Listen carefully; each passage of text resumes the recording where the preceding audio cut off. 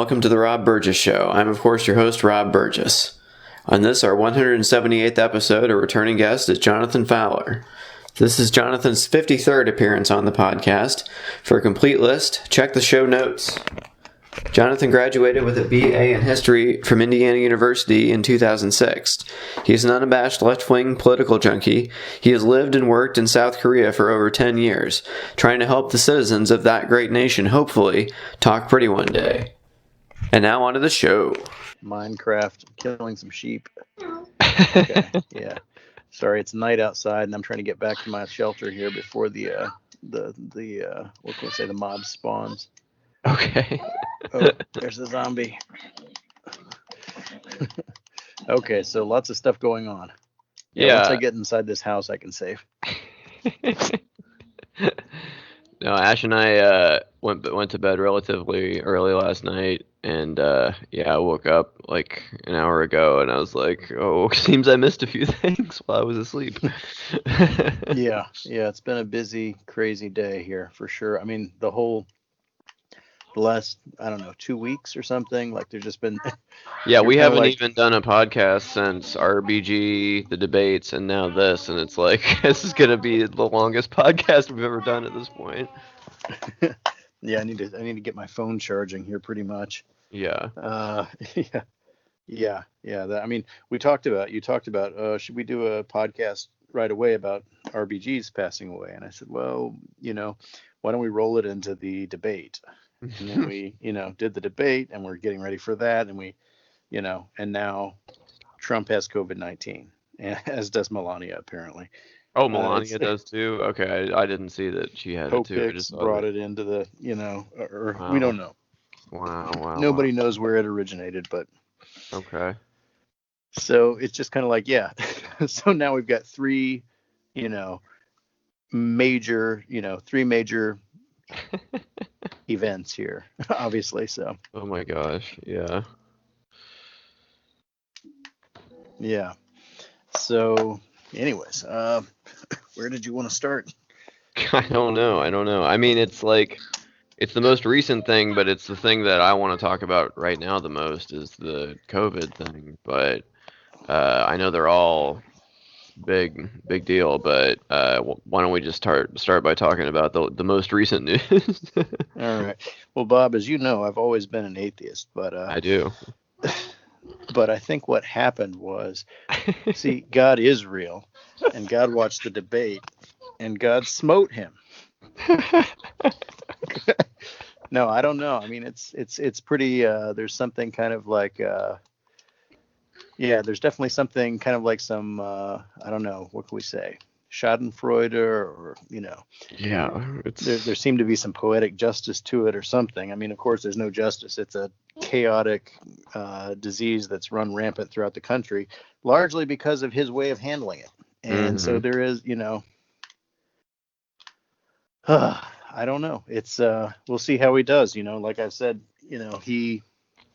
he had his Borenstein or whatever his doctor's name was 4 years ago, who lied for him on the health checkup for the president, and he didn't reveal his actual physical results. So let's hope the guy was right. Let's hope he's in top physical condition. He's the healthiest president America's ever seen, right? He should knock this COVID thing out in no time. Yeah, exactly. Well, I do think even if you want to like stay away from the Schadenfreude, which is very difficult, of course, you can at least blame him for doing campaign events in between Rallies. the time he knew, rally in between the time he knew Hope Hicks was positive and when his test came through. And that is something that is unconscionable. And then, not to dip into the debate yet, but none of the Trump family was wearing masks during the debate either. In total rebuking of the debate rules, and everyone else was asked to do that too, like wear masks during the thing. And now I'm frankly worried about Joe Biden. But yeah. Well, I have no doubt that at the debate they were all tested before the debate, on the day of, and everything. So, but yeah, I mean, I know he was like more than 6 feet away, but the dude was like screaming every like 5 seconds. So it's like, I don't know Yeah. how that Oh, figures. the one of the four. There weren't three major events, Bob. There were four, and I just remembered the fourth, which was the New York Times published Trump's taxes. Oh yeah, that's true. I I guess mean, there was that's another another one. Right. huge thing. I mean, Right. there's so much crazy shit flying at the fan right now. It's very easy to lose some, and that's a huge thing too. So, Oh my gosh. If you just start a live stream, we'll never be done with this. yeah, I got to start a Twitch stream for my Minecraft or something. I know, right? Mm. Well, I guess there was even a fifth thing because I haven't even gotten to this yet. Before I went to sleep last night, I saw something about this and didn't even get time to dig in. But apparently, there's tapes of Melania saying like, "Who cares about the kids in cages?" and "I hate Christmas" and stuff. They say I'm complicit. I'm the same like him. I support him. I don't say enough. I don't do enough. No, where I am, I'm working like a my ass off. I know. That Christmas stuff that, who gives a about Christmas stuff and decoration, but I need to do it, right? Yeah, but imagine 100%. You have no choice.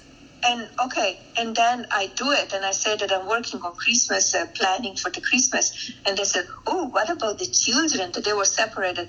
Give me a break. Where they were saying anything when Obama did that? I know. I cannot go. I was trying to get the kid reunited with the mom. I didn't have a chance. Needs to go through the process and through the law. But here's my thing. Hear what you just said. But instead of that, if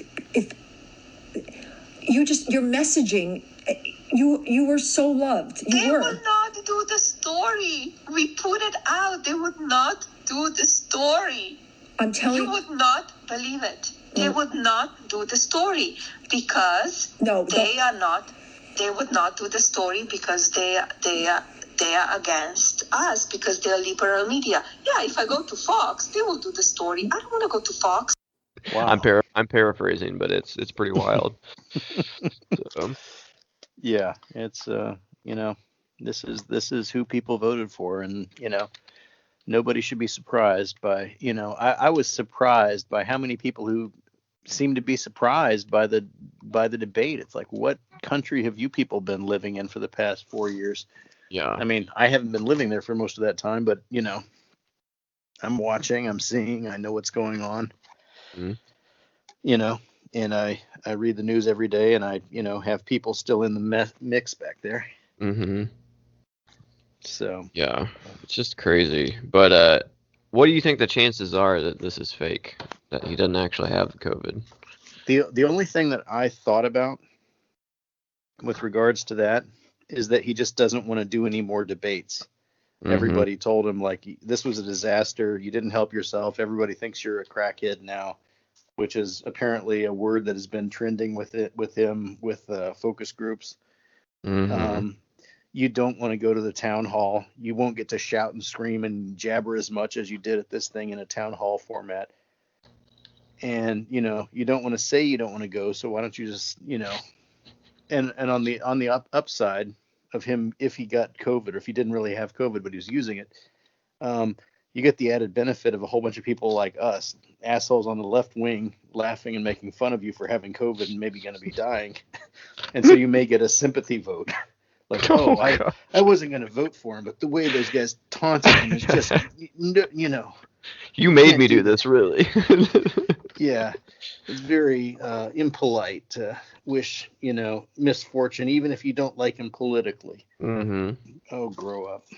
Yeah, I would go further. I wouldn't not be shocked at this point if this was a pretext for a resignation. Yeah. I hadn't thought of that, honestly. Well, I mean, I think even he knows that he can't mess with the vote more than the polls I've seen post-debate are like even worse than they were before. I saw a national poll that was like, it was either 13 or 15 points down still nationally, and mm-hmm. I don't know. I don't know how you come back from that. Like that voter suppression. But is it enough though? Is it enough? I mean, well, 13% that's if it's close. Nationally, that's if it's close. You know what I mean? That kind of stuff figures in if it gets close, but if it's not close, I don't know how they Yeah. can help him. Again, a lot of people, a lot of, hip people or whatever will say, I don't trust the polls anymore after 2016. That's not the right message to take away. The polls were basically right, but you do have to have some doubt about national polls. You do True. need to look at like state by state, which nobody has the time, energy, or resources to really do necessarily. But it's like, he could have 13% nationally, but if he gets the percentages in the places he needs, he'll be okay. I don't even even think getting that's it, though. I think necessarily there's true. No, too many of the There's states that he states- took in. Yeah, there's states Yeah. that are in play right now that weren't in play before. Iowa, Arizona, North Carolina. Kansas. I heard Kansas. You know what I mean? Mhm. Like, these are places that I don't think he had to worry about or thought he had to worry about. You know what I mean? Forget the battleground state. New battleground states are coming up. Texas. Yeah. You lose Texas, it's over. You know what I mean? I don't necessarily think he'll lose Texas, but just the fact that we're even talking about Texas is something. Yeah, I do think that the trend looks like obviously the thing, if he were to resign, what it would be resign right before the election or the inauguration or something. Mike Pence comes in and forgives him for every single thing he ever did or will do. Gives him like blanket immunity for everything. Of course, I'm not too worried about that because I don't think Mike Pence can even think of all the crimes that he has committed to name them. So if he leaves one off, we'll get him on that. This is like honestly, make I a can wish say with I a hope, genie. I hope the man doesn't die of COVID. I honestly hope Trump doesn't die of COVID because we need to prosecute him. He needs to go to jail. You think that's too good? You think an agonizing death from COVID is too good for him? Yeah, I think justice. I don't have a whole lot of confidence of Nancy Pelosi or Chuck Schumer to do the right thing, or even Joe Biden necessarily to do the thing. Not that it's Joe Biden's choice, but the Justice Department or whoever. It kind of is his choice. I mean, remember what happened with Ford and Nixon, and to a lesser extent Bush with Reagan. Well, no, I mean it's not his choice to like proactively prosecute the guy.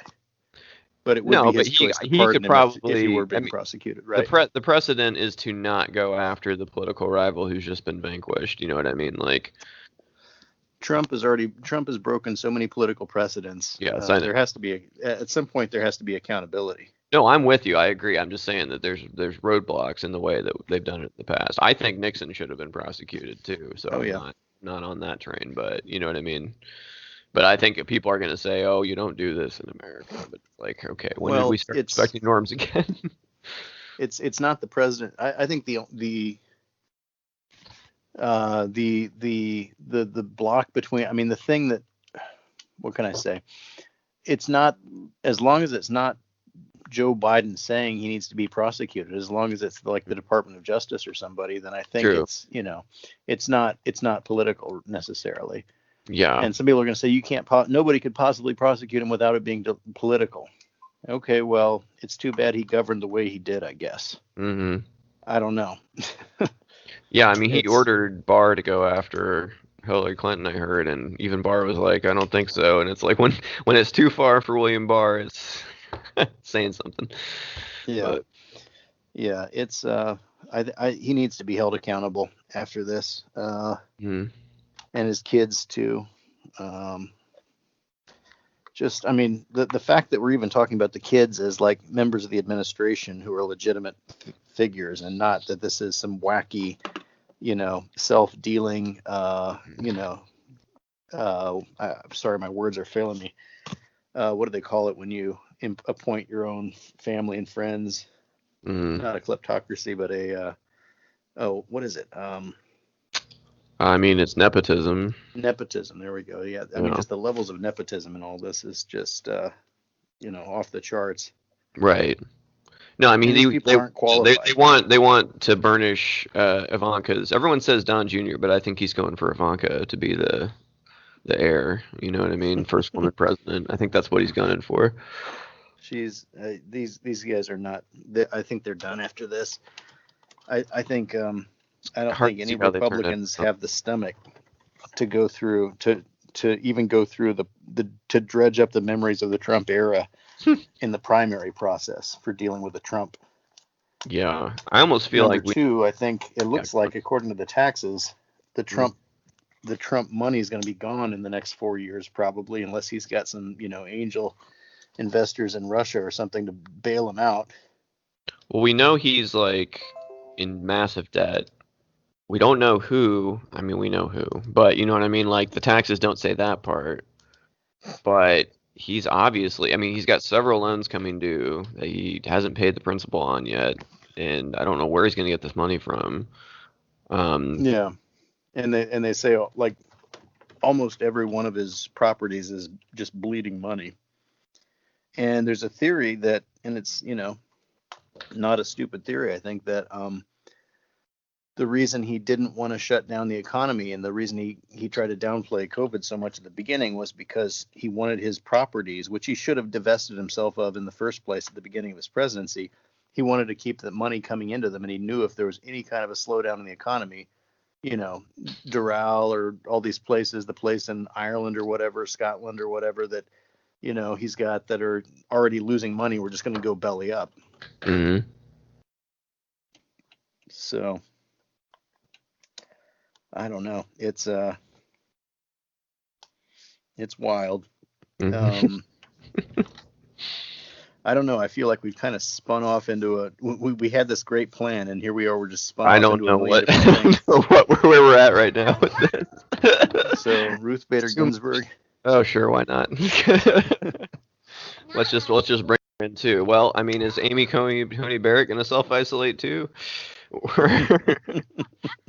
She met with our Senator Braun. I got pictures sent to my work email about it. So is he going to self-isolate too? It's like there was a list I saw of all the people that Hope Hicks could come into contact with.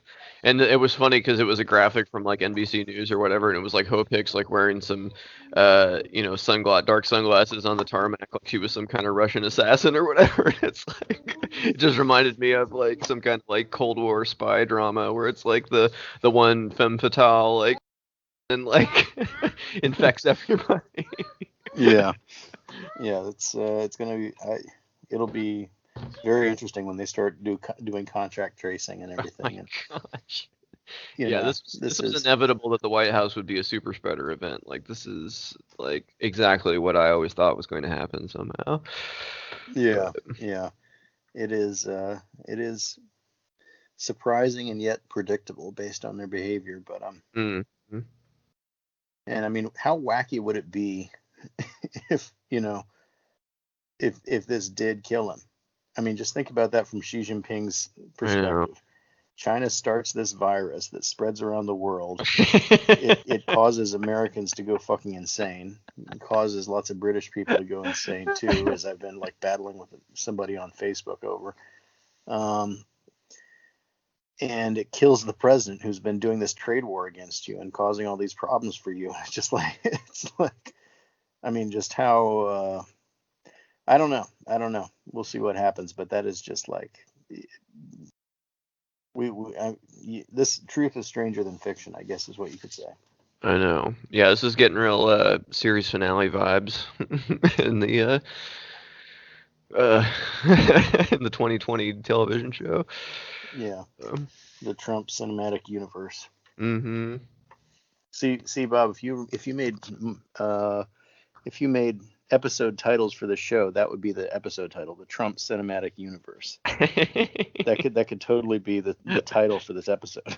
Maybe I'll start including those this time somewhere in the description. I think it would be a winning win. I think it'd be a win-win.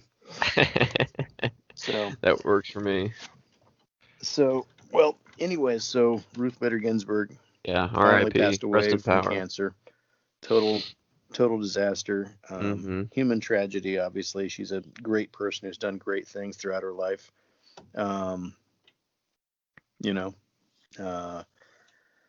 lot of things. She's done a lot of firsts. She's protected civil rights law, advocated for women's rights in many situations. Written some pretty strongly worded dissents to things that didn't go her way. A lot of great things, and it's a very sad story. From what I understand, she first got cancer back in 1999, and then it recurred in 2009, and then it had come back.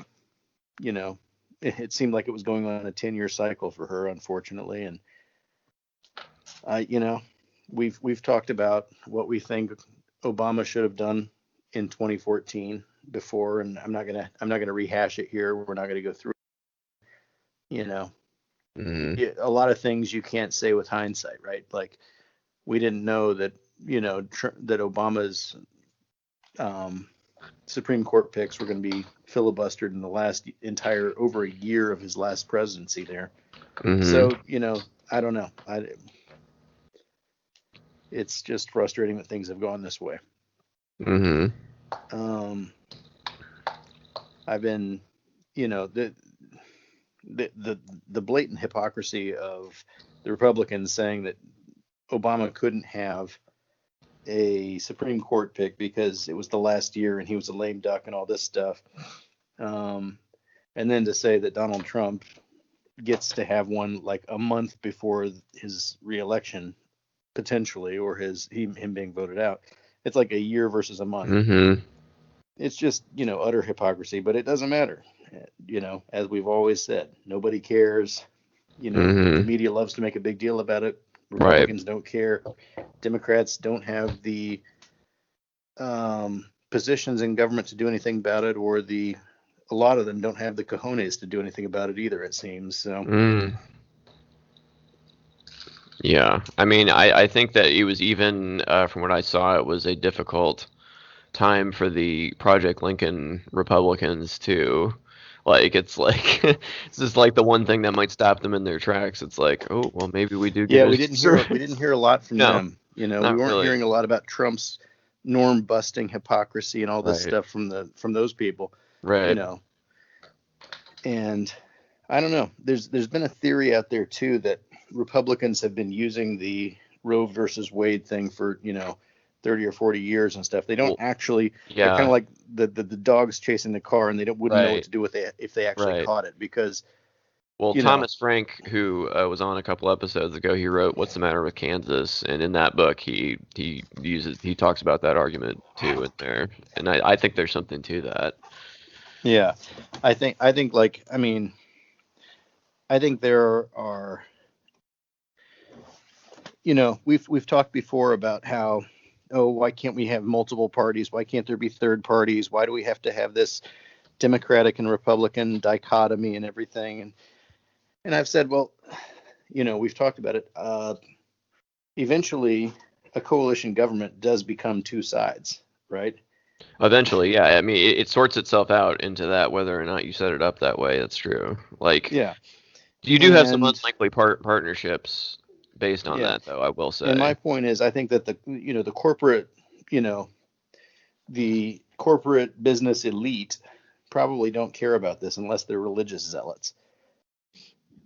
Excuse me, but it's been a very it's been an issue that's been very galvanizing for people who don't share any economic or other interests necessarily with them about Yes.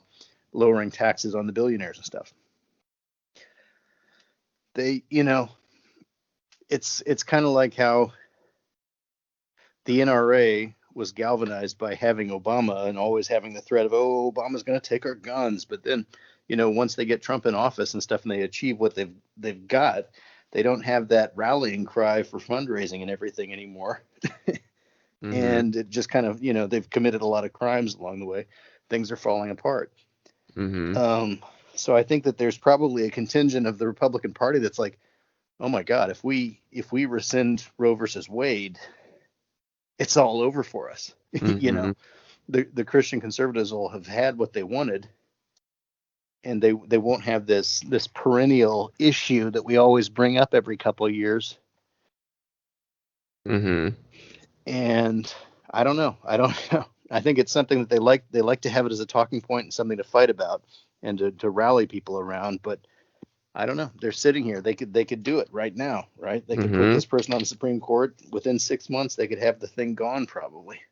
Let's I see think what it they would do. probably, yeah, but then it would create what I've heard described as kind of a pre-Civil War situation where you have free states and slave states. Because I have to research this more. I don't know exactly what I'm talking about, but I've heard something about there's like road trigger laws in several states that have passed it that support abortion rights, and if Roe were to be overturned, that their own state laws would then go into effect that would allow it. And so basically you'd have one state, it being legal, and basically the middle of the country in the South obviously would be hollowed out as far as abortion rights, even more than they already are. So I think that's kind of what you'd see happening. But yeah, it would be interesting to see what happens when they actually do this, because then it's like, well, what do we even rally around anymore? It's like, I thought this was supposed to fix everything, Yeah.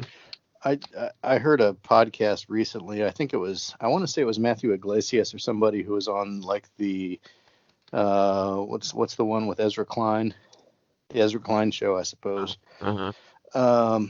And he's written a book or something talking about that. He thinks that basically it might be better for America if we had more federalism and we basically just had, Democrats govern Democratic states the way they want, Republicans govern Republican states the way they want, and the federal government is much smaller. And I think that there's something to that. I don't know. I think there is something to that. I think there is a fact that people who live in cities can't understand people who live in the countryside. And people who live in the countryside certainly don't even try to understand people who live in the cities. And so it's a weird question. It's like, why should I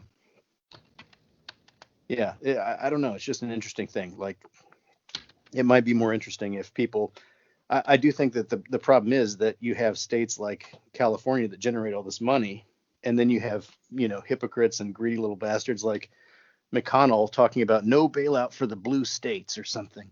Yeah, right. Actually, blue states have been bailing out Kentucky for forever. Right. And it's like, for him to even have the hypocrisy to sit there and insist that, money going to blue states due to the COVID thing would be wrong, when he sits there and grabs and grabs and takes and takes and takes. I mean, the red states are the welfare queens. Absolutely. Absolutely. So the thing is, like, I think it would be very interesting if we did this experiment, but I think that we would have to have more separation in that. I don't think that states that are making sensible and logical and correct proposals and stuff should be on the hook financially for states out there that are, they're going to run around, they're going to run up teen pregnancy, they're going to, they're just going to do it. They're going to have to live with the consequences of their own policies, which they won't if, tax money coming from the blue states has to keep coming in and helping them, saving them from themselves, basically.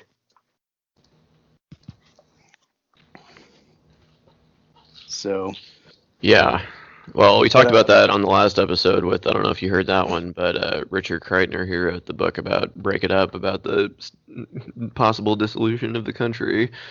Okay, wait, that's maybe okay, Bob, you got to edit this. Maybe that's what I'm mixing up with the thing with Matthew Iglesias thing. I don't know.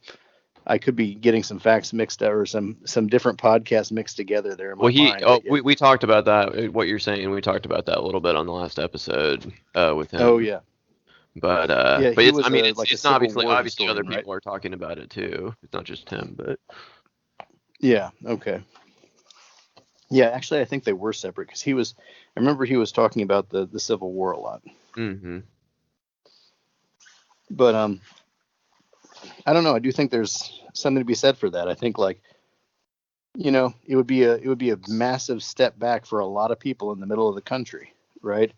But honestly, maybe it has to get that bad for people to realize, because I feel like liberals in general have taken the Supreme Court for granted, because I feel like for the last couple of decades, it's generally, of course, some major exceptions, Bush v. Gore, Shelby County decision that hollowed out the VRA, with some notable exceptions, of course, has mostly gone, you think about gay marriage, all these issues that, people have been excited about. And it's always like, it's come out the way we'd want it to at the highest level. It's like, well, this might be, squirrely on the state or district level, but once we get to the Supreme Court, then we'll really straighten this out, But I feel like there were calls last time that, like, people were being alarmist by mentioning the Supreme Court as a reason for liberals to vote for Hillary Clinton. doesn't look very alarmist now, does it? I mean, No. yeah, and if you think about it, it's like just an accident of history who gets to name who.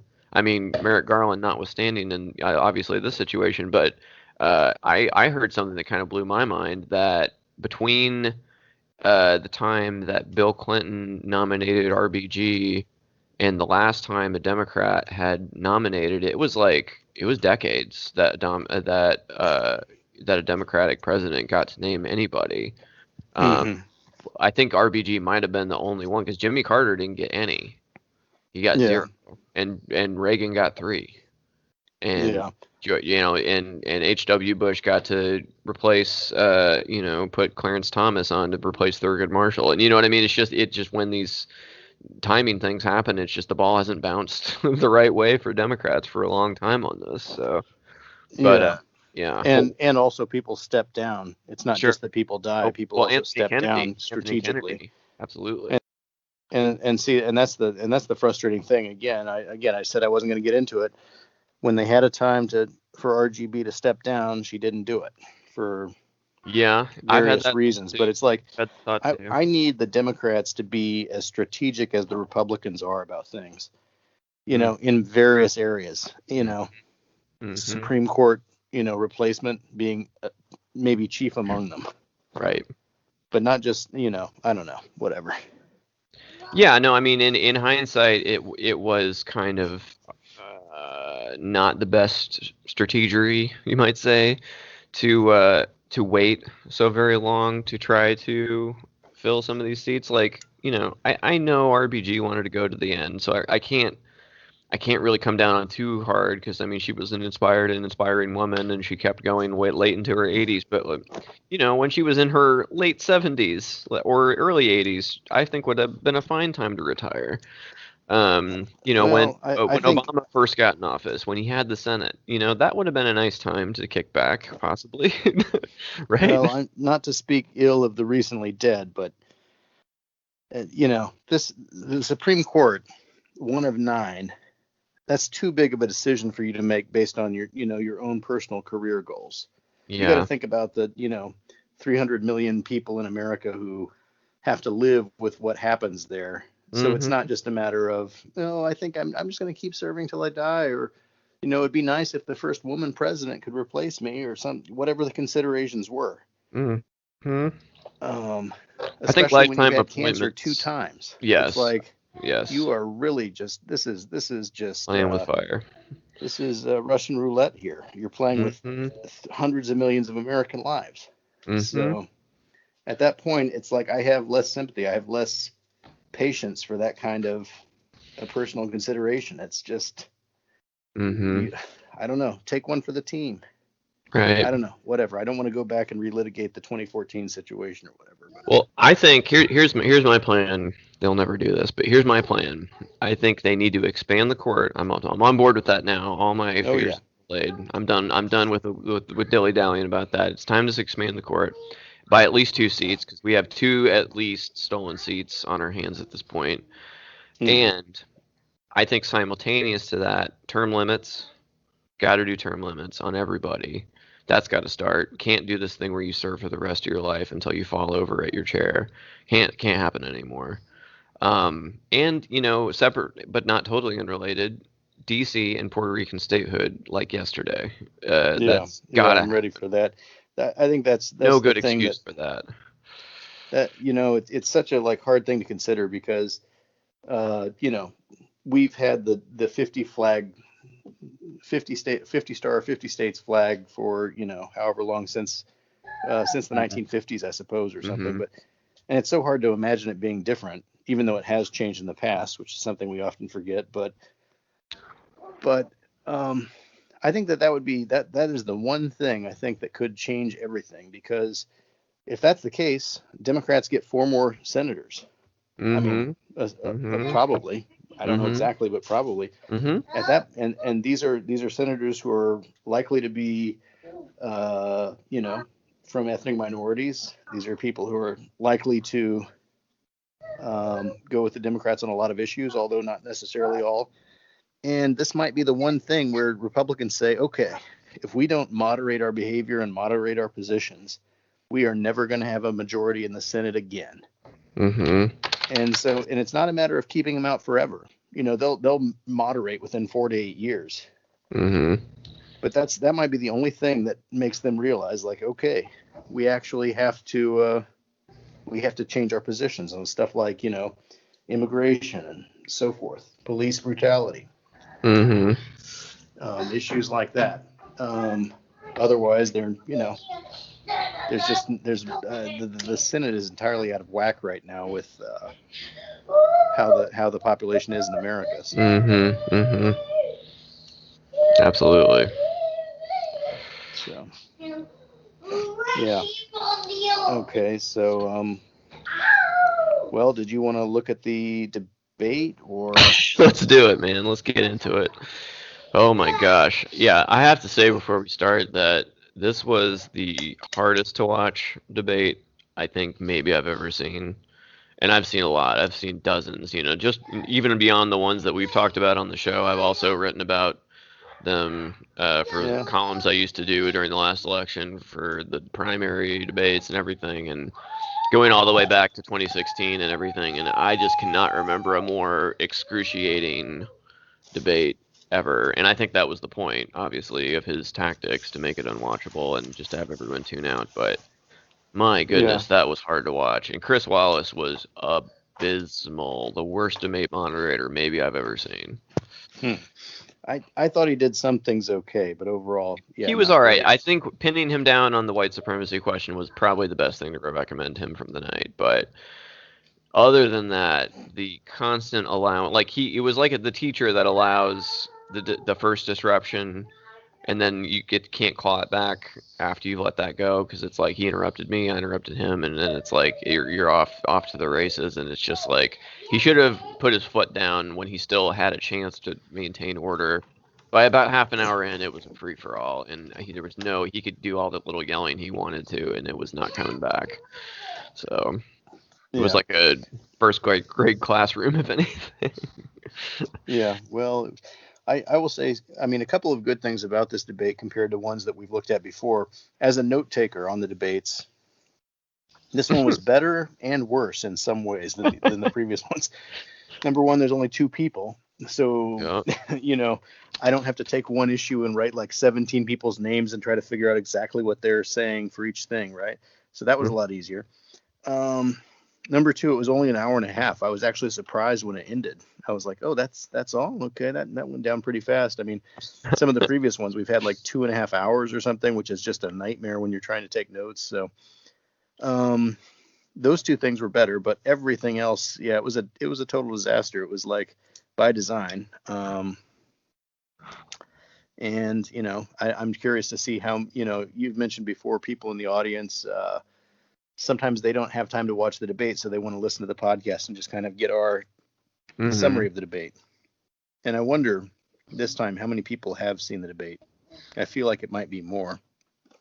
And I think the thing that people came away from the debate talking about was, oh, that was a nightmare. Oh, it was so terrible. Oh, just two old white guys yelling at each other. Oh, it's like, if that's what if you come away, on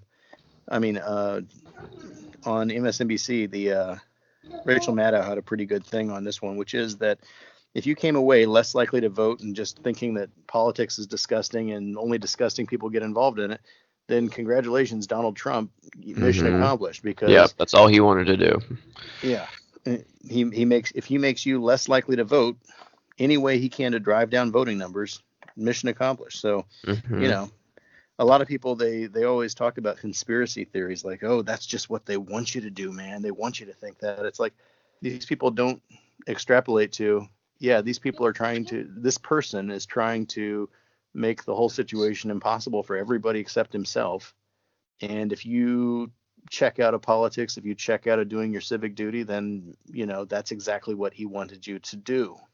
So be smarter about it, So, but it was a shit show, absolute shit show.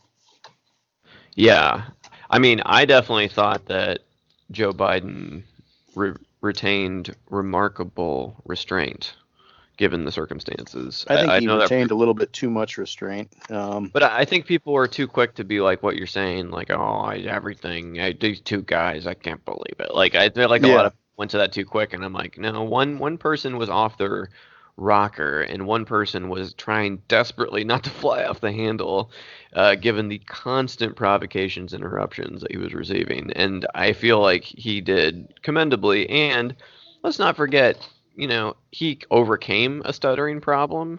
I don't think you're ever cured of a stuttering problem. I think you find ways to manage your stuttering problems. And I think part of that is taking a moment and collecting yourself before you speak.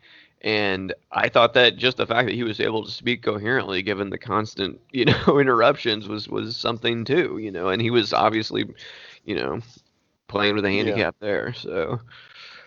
Yeah, it was a handicap we didn't know about until about a year ago. But okay, yes. Joe Biden's lifelong handicap, which we discovered during the primary.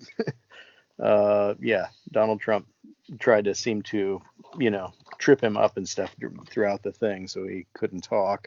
All right, well, let's see. This was on September 30th, 2020, the first general election debate hosted by Chris Wallace of Fox News. Yeah, I forget where it was held. I honestly don't remember. Some university or something somewhere. I don't know. Let's see. Featuring Donald J. Trump in the red and black striped tie and Joe Biden in the black and white striped tie. They're getting away from the solid colors here, which is a interesting sartorial development. As a man who spends most of his life in a suit, I notice these things. Well, let's see. So the first topic was the Supreme Court. And what I'm going to say is that I went through the debate. I woke up at like 9:55 on September 30th. And because like we're having the Chuseok holiday over here, which is kind of like a harvest holiday and stuff in Korea. Pretty big, spend a lot of time with family, eat a meal at home, make offerings to the ancestors, stuff like that. So I've got some vacation time and stuff. So I woke up at 10 a.m. basically, and I turned on YouTube and, it's about to start. And I'm just like, okay, well, let's just do this then. And so I got right into it. And I just tried to take as many notes as I could as it was going live. And in a way, I think that might have hurt my notes a little bit, because obviously I can't take exact notes about what they're saying. I'm just kind of trying to get it all on the fly. And the plan was to go back through it. And I did go back through the first subject of it. And then I listened to the second and third subject, basically, but I didn't get all the way back through it. But I think I've got about 5 or 6 pages here, I think. So. Awesome. Yeah. All right. Well, so the first question, I don't know how the first question was. But before you do that, I was going to say it's on the Health Education Campus, Sampson Pavilion in Cleveland, Ohio. Okay, well, there's setting of the debate. It was at the Cleveland Clinic, apparently. Weird place to do that, but okay. Anyway, go on. Okay. Well, our first subject was the Supreme Court, which... Our first subject is the Supreme Court. President Trump, you nominated Amy Coney Barrett over the weekend to succeed the late Ruth Bader Ginsburg on the court. You say the Constitution is clear about your obligation and the Senate's to consider a nominee to the court. Vice President Biden, you say that this is an effort by the president and Republicans to jam through an appointment and what you call an abuse of power. My first question to both of you tonight: why are you right in the argument you make and your opponent wrong? And where do you think a Justice Barrett would take the court? President Trump, in this first segment, you go first, 2 minutes. Thank you very much, Chris. I will tell you very simply, we won the election. Elections have consequences. We have the Senate, we have the White House, and we have a phenomenal nominee, respected by all, top academic, good in every way. In fact, some of her biggest endorsers are very liberal people from Notre Dame and other places. So I think she's going to be fantastic. We have plenty of time, even if we did it after the election itself. I have a lot of time after the election, as you know. So I think that she will be outstanding. She's going to be as good as anybody that has served on that court. We really feel that. We have a professor at Notre Dame, highly respected by all, said she's the single greatest student he's ever had. He's been a professor for a long time at a great school. And we won the election, and therefore we have the right to choose her. And very few people knowingly would say otherwise. And by the way, the Democrats, they wouldn't even think about not doing it. If they had, the only difference is they'd try and do it faster. There's no way they would give it up. They had Merrick Garland, but the problem is they didn't have the election, so they were stopped. And probably that would happen in reverse also. Definitely would happen in reverse. So we won the election, and we have the right to do it, Chris. President Trump, thank you. Same question to you, Vice President Biden. You have 2 minutes. Well, first of all, thank you for doing this, and looking forward to this, Mr. President. Thank you, Joe. The American people have a right to have a say in who the Supreme Court nominee is, and that say occurs when they vote for United States senators and when they vote for the President of the United States. They're not going to get that chance now because we're in the middle of an election already. The election has already started. Tens of thousands of people have already voted. And so the thing that should happen is we should wait.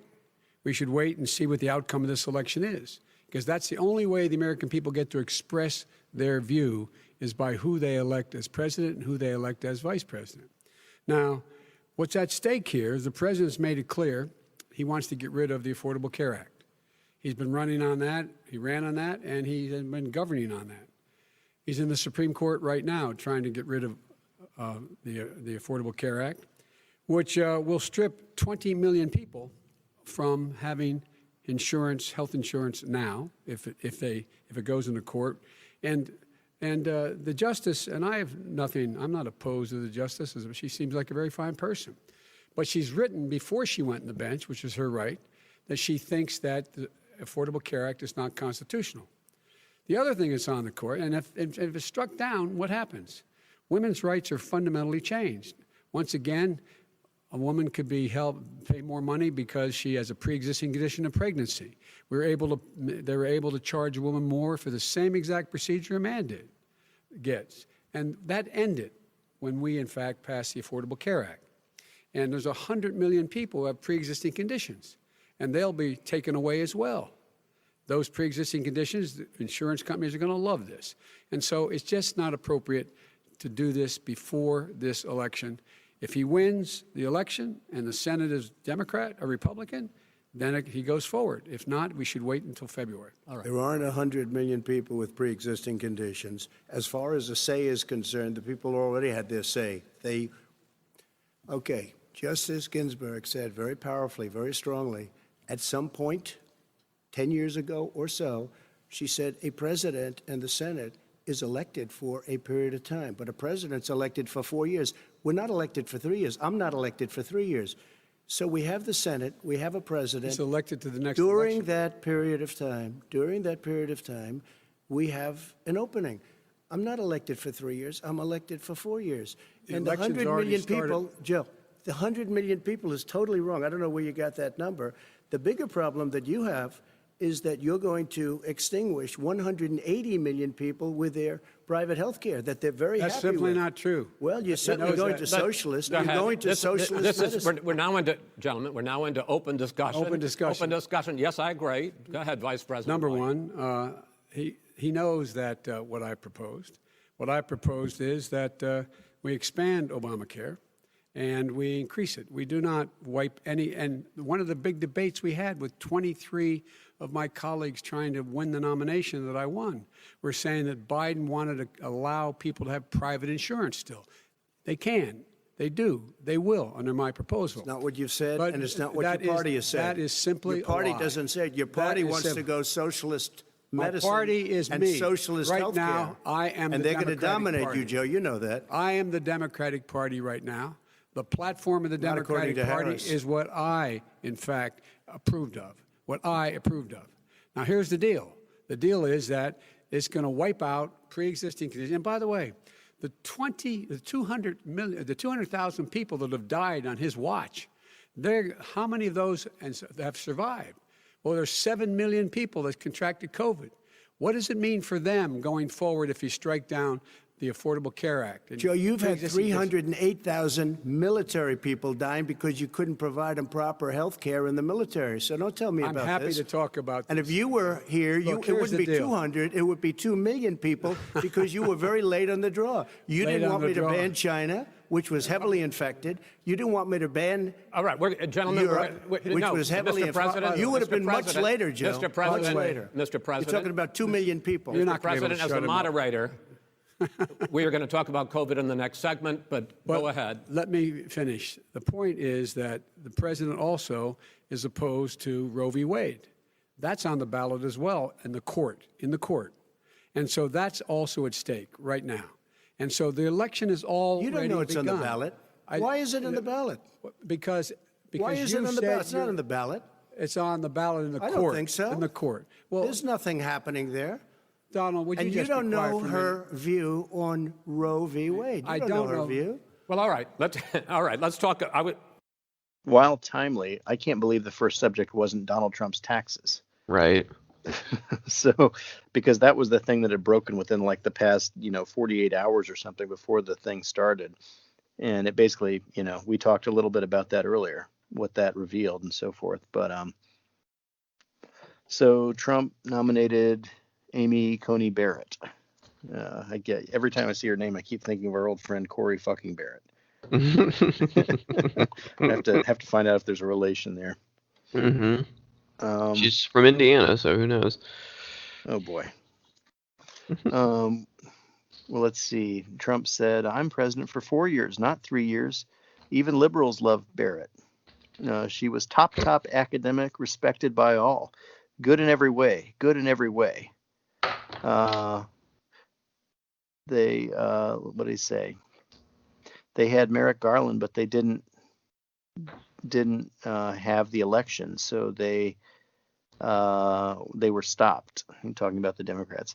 That doesn't make sense. Like, what do you mean they didn't have the election? We had the election a year out. You're talking about I'm the president for 4 years, not 3 years. Yeah, Obama was the president for 8 years, not 7 years. You fucking hypocrites. So let's see. They didn't have the election. What does that mean? What does it mean they didn't have the election? We're having the election. You mean they didn't win the election? Hillary Clinton didn't win the election? That doesn't matter. It doesn't matter. I still maintain. I think the Senate under Mitch McConnell was in violation of the Constitution. I'm pretty sure. I think they abdicated their role, and I think, not to play Monday morning quarterback again on everything, but I think a recess appointment by Obama after they said they aren't going to even meet with the guy, I think would have been totally appropriate, and they could have cried foul all they wanted to, but look where we'd be now as compared to then. So yeah, I think they broke the Constitution. Yeah, because the Constitution says, I don't have it in front of me, but I'm pretty sure the language there is pretty clear. It's the president will nominate and the Senate will. They have some duty. Once he nominates somebody, they have a duty. They can't just say, "Oh, we're not going to do it." It's an election year. There's nothing about that in there. They have a duty, but they refuse to do their duty. That was, I think that was a violation of the Constitution. So, whatever. Anyways, Trump's being a hypocrite about this and stuff, and talking about, they had the nominee, but they didn't have the election, so they couldn't appoint him. Also, can we just pause here and say that it's obvious what Mitch McConnell's game here is? He's banking on Trump to lose. The only reason he wants to shove this through before the election is because he didn't think he can get it done in a lame duck session with the defeated Senate and a defeated president.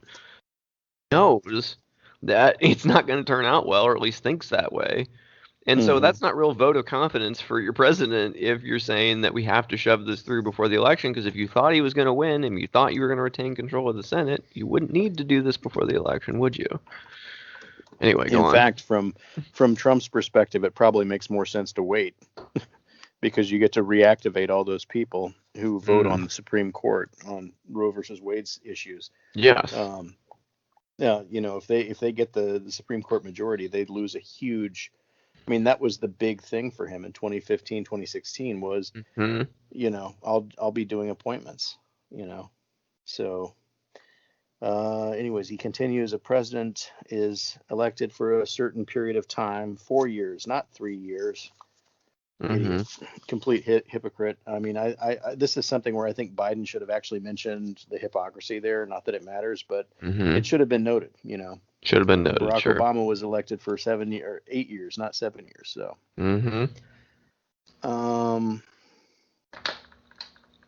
let's see.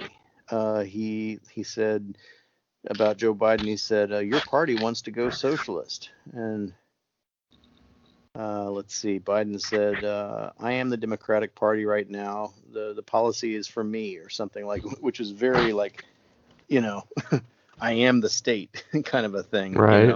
Was it, I forget if it was Franco or was it, oh God, what's his name? Mussolini? No, earlier, was it, oh God, what's his name? The short guy, General. French. Yeah, blanking on that. De Gaulle? Oh, I don't know. No, before, a couple 100 years before, maybe. Oh God. Oh, Napoleon. Napoleon, yeah. Sure. I forget if it was I want to say it was Franco or Napoleon who said that. I could be wrong. I may get my my history major license revoked here if I get that wrong.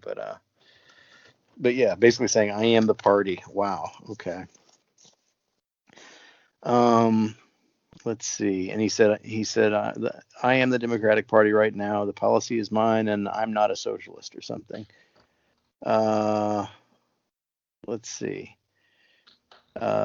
He said Barrett thinks that I think, what did he say? The Obamacare is unconstitutional. Apparently she said that before.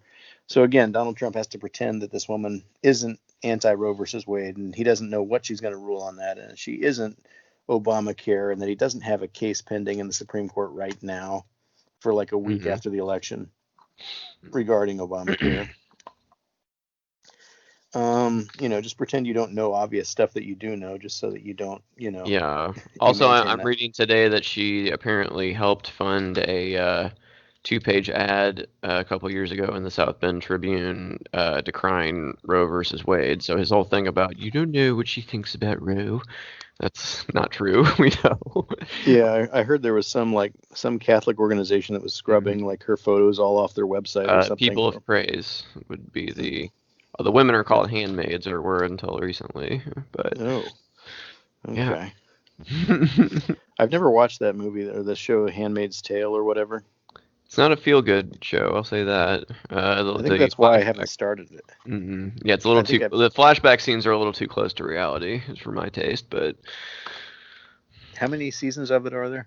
I think there's 3 now. I think I just watched like half the first season or something. I don't know. It didn't provide me with light, gut-busting entertainment personally, but maybe some other people get their kicks other ways than me. But maybe once this is all over, I'll revisit. Well, there was only one season of Tiger King, so that it can't all be sunshine and roses.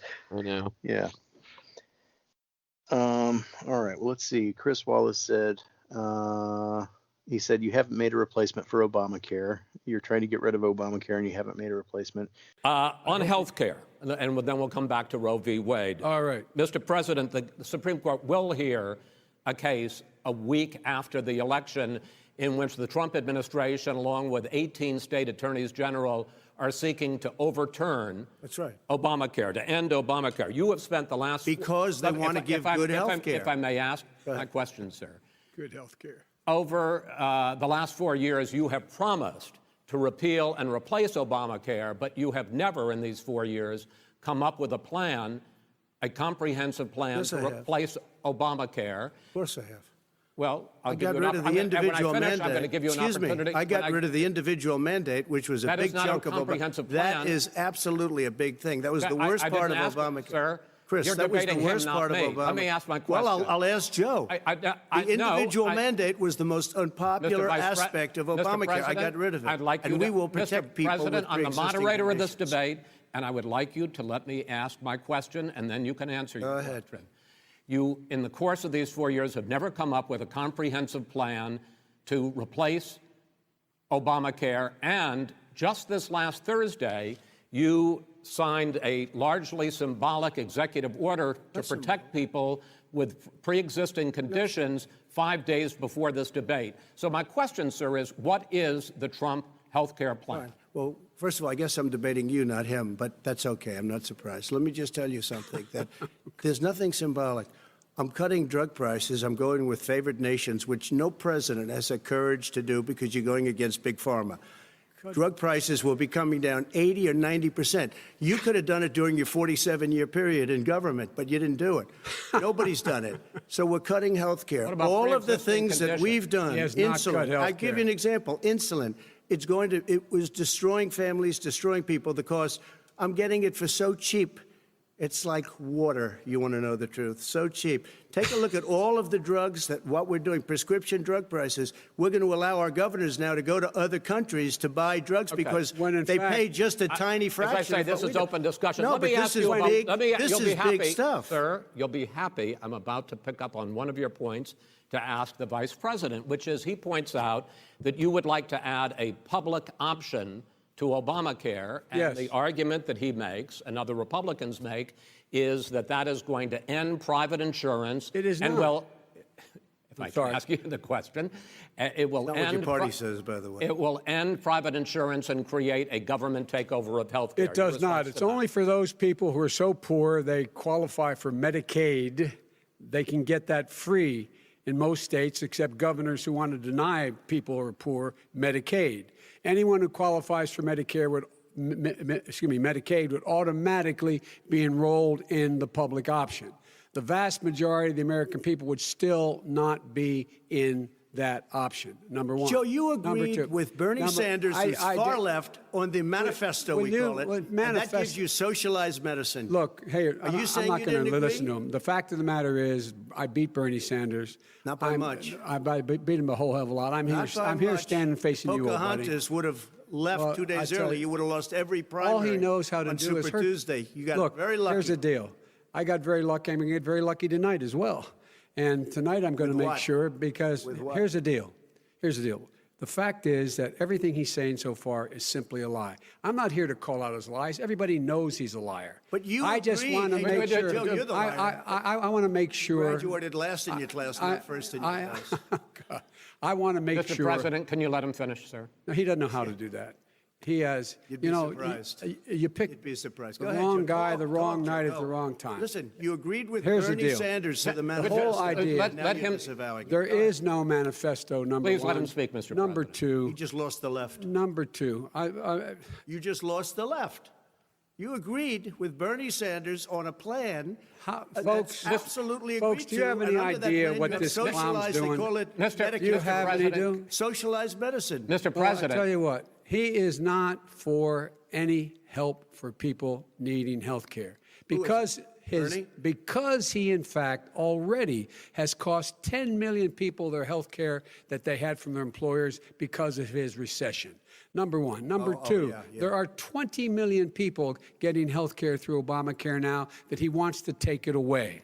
He won't ever look you in the eye and say that's what he wants to do. Take it away. No, I want to give them better health care at a much lower price because and by Obamacare the way, he doesn't is know no how. good. He doesn't know how I've to do already that. fixed it. He has never I've offered already a plan. fixed it to an extent. He has never Obamacare, done a as single you might thing. know, but probably don't. Gentlemen, you realize if you're both speaking at the same time, and it's too expensive. Let the president go ahead, sir. Obamacare is no good. We made it better, and I had a choice to make very early on. We took away the individual mandate. We guarantee pre-existing conditions, but took away the individual mandate.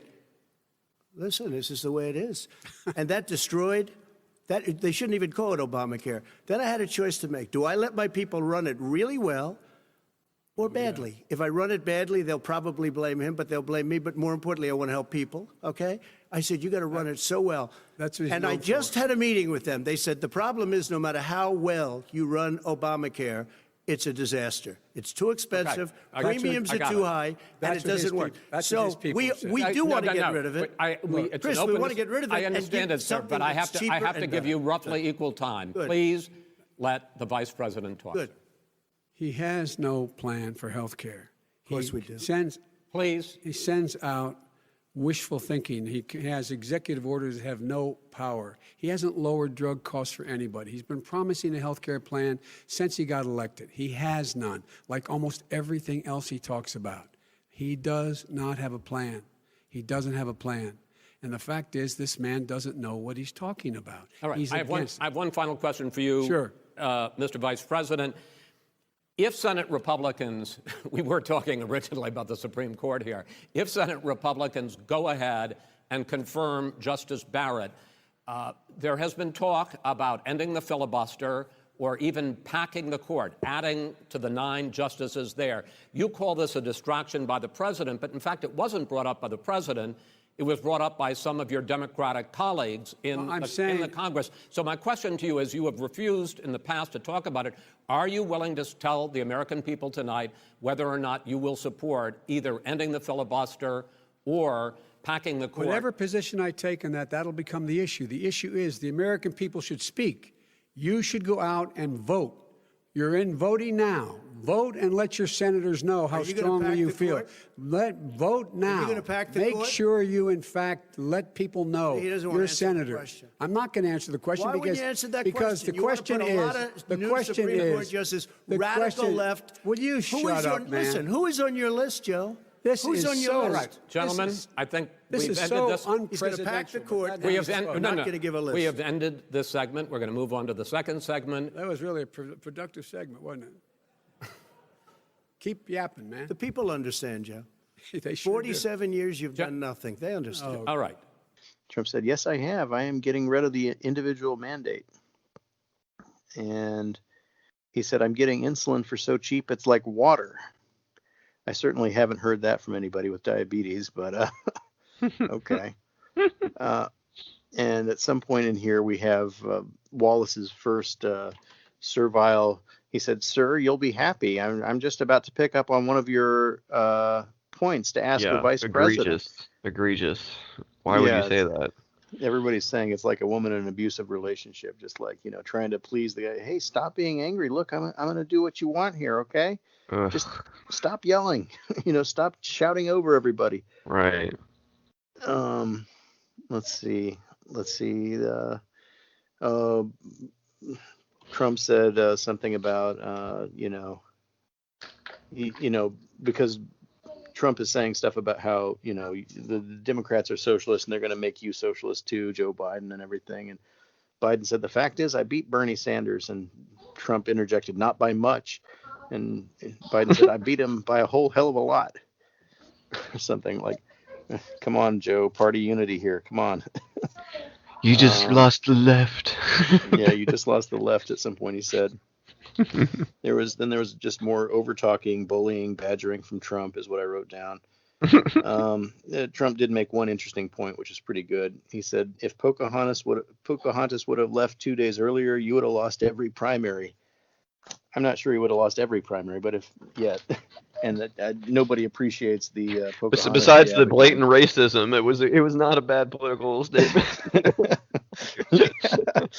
Well put, sir. If you drill past the ridiculous Native American bashing, it's really quite an astute point.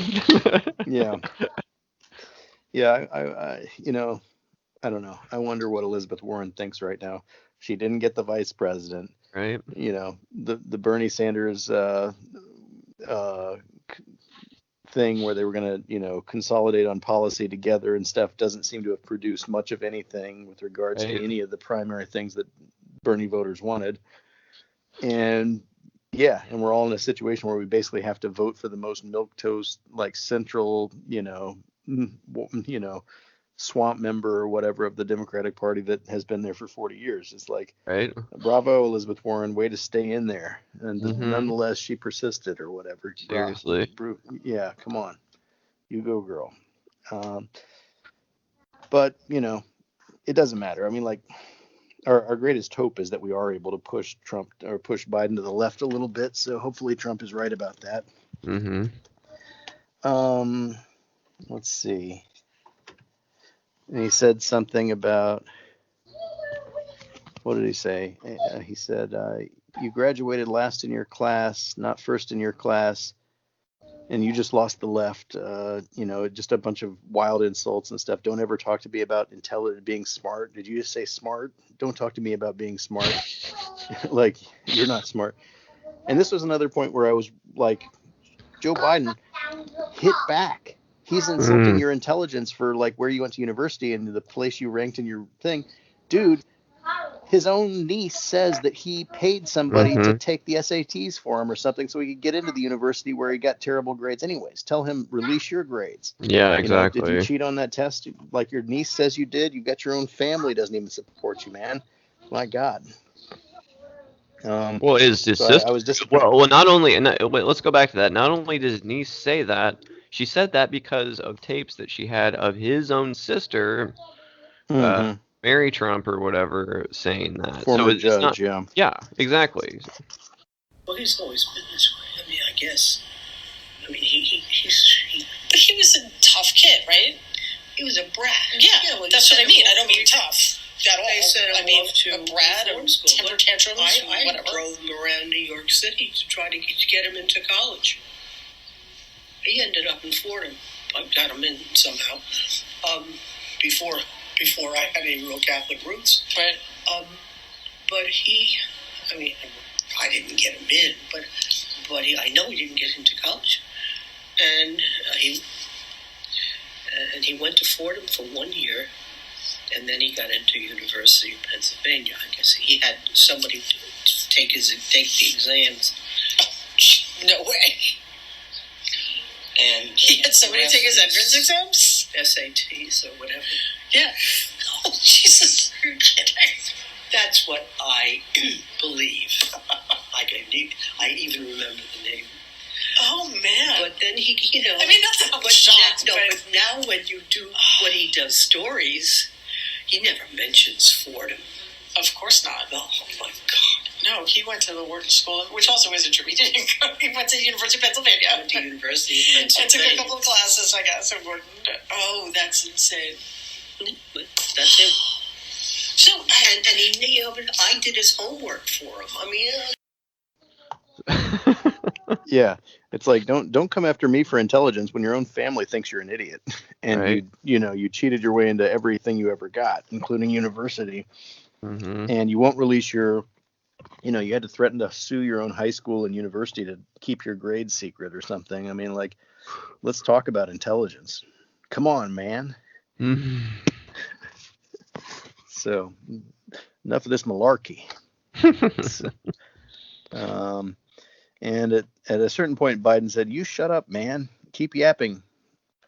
Keep yapping, man. That was productive, wasn't it?" Or something.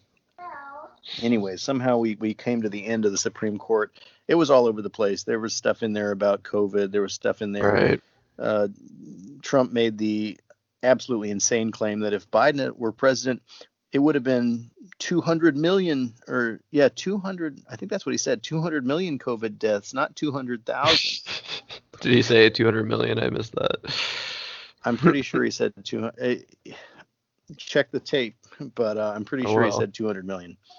Oh, wow. So 2/3 of American citizens would be dead if Biden were president from COVID. Unlikely. It's almost unbelievable that anybody could have done a worse job than Donald Trump himself. It truly beggars belief, as they would say. But yeah. All right. Question 2 was COVID-19. And Chris Wallace says there are 2 minutes uninterrupted for Joe Biden starting this time or something. And Joe Biden said, "Good luck with that," indicating nobody's going to get 2 minutes uninterrupted with Trump up there. Right. Let's see. Biden said it is what it is. You said it is what it is, or something with regards to the COVID deaths. And he said it is what it is because you are who you are, which was a good line. The second subject is COVID-19, which is an awfully serious subject. So let's try to be serious about it. We have had more than 7 million cases of coronavirus in the United States, and more than 200,000 people have died. Even after we produce a vaccine, experts say that it could be months or even years before we come back to anything approaching normal.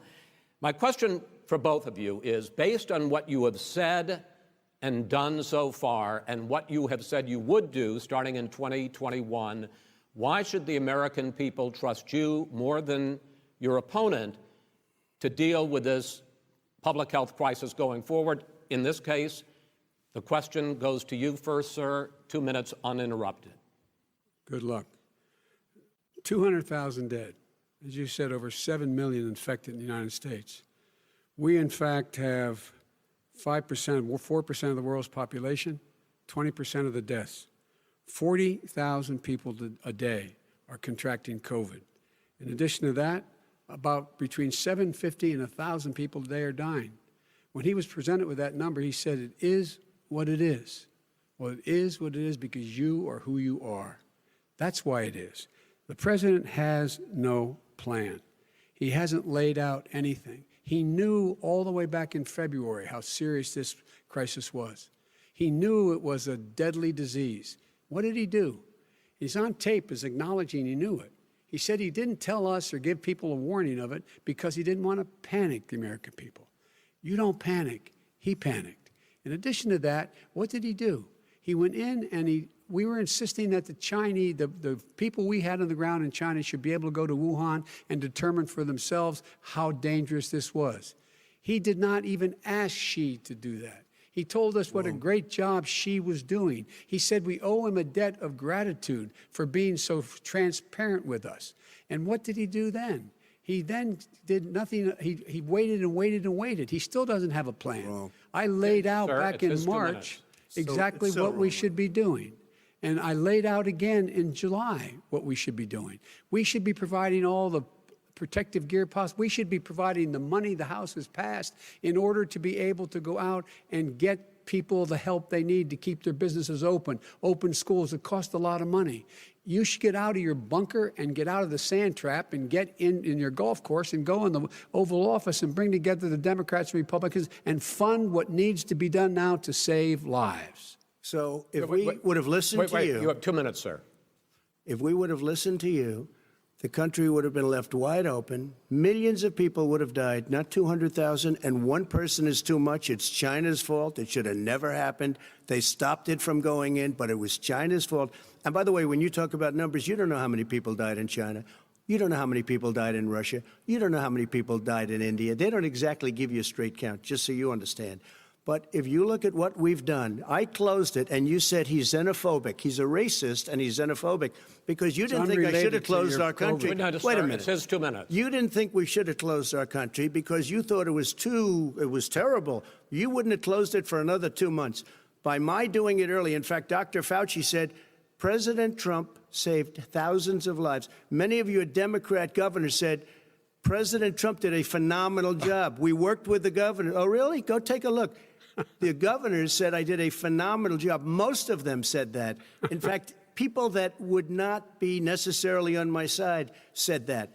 President Trump did a phenomenal job. We did. We got the gowns. We got the masks. We made the ventilators. You wouldn't have made ventilators. And now we're weeks away from a vaccine.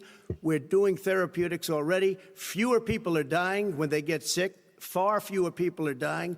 We've done a great job. The only thing I haven't done a good job, and that's because of the fake news. No matter what you say to them, they give you bad press on it. It's just fake news. They give you good press. They give me bad press because that's the way it is, unfortunately. But let me just tell you something. I don't care. I've gotten used to it. But I'll tell you, Joe, you could never have done the job that we did. You don't have it in your blood. You could have never done that job. I know how to do the job. I know how to get the job Well, you didn't do very well in swine flu. H1N1, you were a disaster. Your own chief of staff said you were a disaster. 14,000 people died, not 200,000. There was no economic recession. Sir, you made a there was no recession. You made a point. Let him answer. And there was we didn't shut down the economy. This is his economy he shut down. The reason it's shut down is because, look, you folks at home, how many of you got up this morning and had an empty chair at the kitchen table because someone died of COVID? How many of you were in a situation where you lost your mom or dad and you couldn't even speak to them? You had a nurse holding a phone up so you could, in fact, say goodbye. You would have lost far more people. Far more people. You would have been And by the way, months late. your own, You were his months behind me, his Joe. own CDC director says we could lose as many as another 200,000 people between now and the end of the year. And he held up. He said, if we just wear a mask, we can save half those numbers. Just a mask. And by the way, in terms of the whole notion of a vaccine. We're for a vaccine, but I don't trust him at all, nor do you. I know you don't. What we trust is a scientist. You don't we trust Dr. Johnson Fauci. & Johnson, Pfizer? And Okay, by the way, gentlemen, let me move on to questions about the future, because you both have touched on two of the questions I'm going to ask. Focusing on the future first, President Trump, you have repeatedly either contradicted or been at odds with some of your government's own top scientists. The week before last, the head of the Centers for Disease Control, Dr. Redfield, said it would be summer before the vaccine would become generally available to the public. You said that he was confused and mistaken. Those were your two words. Yeah. But Dr. Slaoui, the head of your Operation Warp Speed, has said exactly the same thing. Are they both wrong? Well, I've spoken to the companies, and we can have it a lot sooner. It's a very political thing because people like this would rather make it political than save lives. God. It is a very political thing. I've spoken to Pfizer. I've spoken to all of the people that you have to speak to. We have great Moderna, Johnson & Johnson, and others. They can go faster than that by a lot. Become very political because the left, or I don't know if I call them left, I don't know what I call them. So you're suggesting that the head of your Operation Warp Speed, Dr. Slaoui? I disagree with him. Yeah, no, I disagree with both of them. And he didn't say that. He said it could be there, but it could also be much sooner. I had him in my office 2 days ago. He talked about the summer, sir, before it's generally available. Just like He Dr. said it's a Redfield. possibility that we'll have the answer before November 1st. It could also I'm be talking after about when it's that. generally available. Well, we're going to deliver it right away. We have the military all set up. Logistically, they're all set up. We have our military that delivers soldiers, and they can do 200,000 a day. They're going to be This delivering is the same man It's who all told set you up. by Easter this would be gone away. By the warm weather, it'd be gone. Miraculous, like a miracle. And by the way, maybe you could inject some bleach in your arm, and that would take care of it. This is the same man. That was said sarcastically, and you know that. That was said sarcastically. And so here's the deal. This man is talking about a vaccine. Every serious company is talking about maybe having a vaccine done by the end of the year. But the distribution of that vaccine will not occur until sometime beginning or the middle of next year to get it out, if we get the vaccine. And pray God we will. Pray God we will. Mr. Vice President, I want to pick up, though. You'll have on the that. vaccine sooner I want to than pick that. up on this question, though. You say the public can trust the scientists, but they can't trust President Trump. In fact, you said that again tonight. Your running mate, Senator Harris, goes further, saying the public health experts, quote, will be muzzled, will be suppressed. Given the fact that polls already show that people are concerned about the vaccine and are reluctant to take it, are you and your running mate, Senator Harris, contributing to that fear? No more than the question you just asked him. You pointed out. He puts pressure and disagrees with his own scientists. But you're saying Everybody you can't, knows. or Senator And Harris is saying no, you can't trust the scientists. No, you can trust the scientists. She didn't say that. You can't trust She said the public health did say experts, that. quote, will be muzzled, will be suppressed. Well, that's what he's going to try to do. But there's millions of scientists, there's thousands of scientists out there, like here at this great hospital, that don't work for him. Their job doesn't depend on him. That's not, they're the people, and by the way. I spoke to the scientists that are in charge. By the way. They will have the vaccine very soon. Let him finish. Do you believe for a moment what he's telling you in light of all the lies he's told you about the whole issue relating to COVID? He still hasn't even acknowledged that he knew this was happening, knew how dangerous it was going to be back in February, and he didn't even tell you. He's on record as saying it. He panicked or he just looked at the stock market, one of the two, because guess what? A lot of people died, and a lot more are going to die unless he gets a lot smarter, a lot quicker. Mr. President? Did you use the word smart? So you said you went to Delaware State, but you forgot the name of your college. You didn't go to Delaware State. You graduated either the lowest or almost the lowest in your class. Don't ever use the word smart with me. Don't ever use that word. Oh, give me a break. Because you know what? There's nothing smart about you, Joe. 47 years, you've done nothing. Let's have this debate. And if We'll you see would have who's had, let me just tell you something, Joe. No, if you would have had the charge of what I was put through, I had to close the greatest economy in the history of our country. And by the way, now it's being built again. See, and it's We're going to going get up to the fast. economy in the next segment, sir. Okay. It's going up fast. Okay. Look forward to it. And Trump said, you would have lost far more. Let's see. Biden said a lot of people are going to die unless he gets a lot smarter, a lot faster. And Trump said, did you use the word smart? Don't ever use the word smart with me. You went to this university and you graduated last in your class. It was like, that was that whole part there. And Biden eventually said, will he just shush for a minute? It's kind of like, come on, tell him to shut the fuck up. Don't say shush. Come on. Take off the kid gloves here. Oh my. And Trump at some point said, wait a minute, let me shut you down for just a second. And Biden's head was shaking or something. And Wallace says, we got to move on from that. And Trump said, I have, what he said? He said, I have big crowds because people want to hear me talk. You would get my crowds if you could. And Biden said, you've been irresponsible.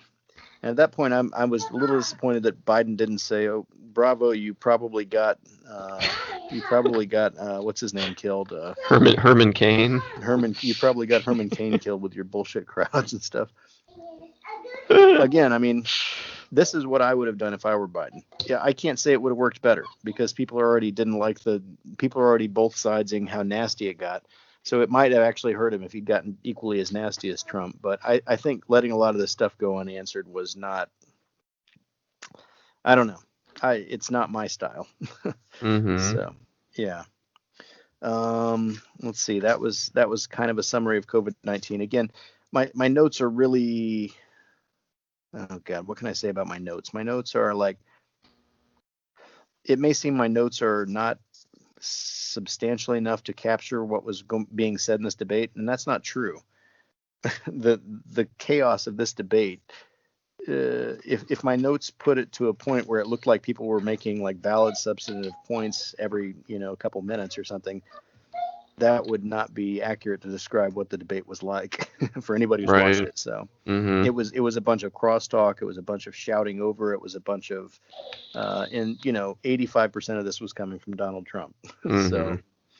No, I will. I'm going to drop the sound bites in so people can get a flavor of what it was. But yeah, it was very thin on substance. Like I don't think anybody who was trying to watch this for a reasoned, airing of the differences in policy was going to be happy with the outcome. Yeah.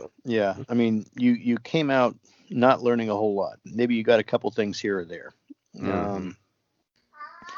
Okay, the economy was question 3 out of 6. Let's see. When it comes to how the virus has been handled so far, the two of you have taken very different approaches, and this is going to affect how the virus is handled going forward by whichever of you ends up becoming the next president. I want to quickly go through several of those. Reopenings.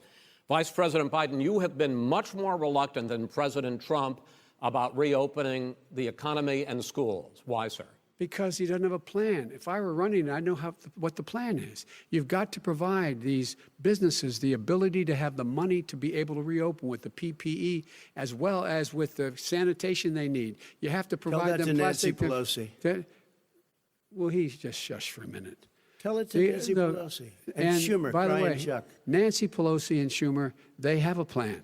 He won't even meet with them. The Republicans won't meet with the Senate. And he sits on his golf course. And literally, think about it. You probably play more than I do, Joe. What about this question of reopenings and the fact? Well, he wants to shut down this country, and I want to keep it open. And we did a great thing by shutting it down. Wait a minute, Joe. Let me shut you down for a second, Joe, just for 1 second.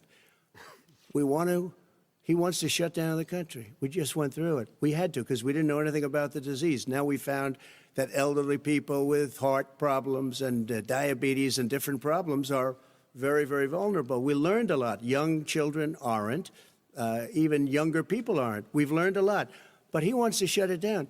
More people will be hurt by continuing. If you look at Pennsylvania, if you look at certain states that have been shut down, they have Democrat governors all. One of the reasons they're shut down is because they want to keep it shut down until after the election on November 3rd. I want to move on to another because subject. it's a political those states are not doing well that are shut down right now.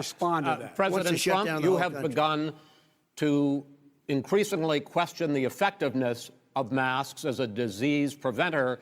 And in fact, recently you have cited the issue of waiters touching their masks and touching plates. Are you questioning I think the masks efficacy are okay. of You have masks? to understand, if you look, I mean, I have a mask right here. I put a mask on, when I think I need it.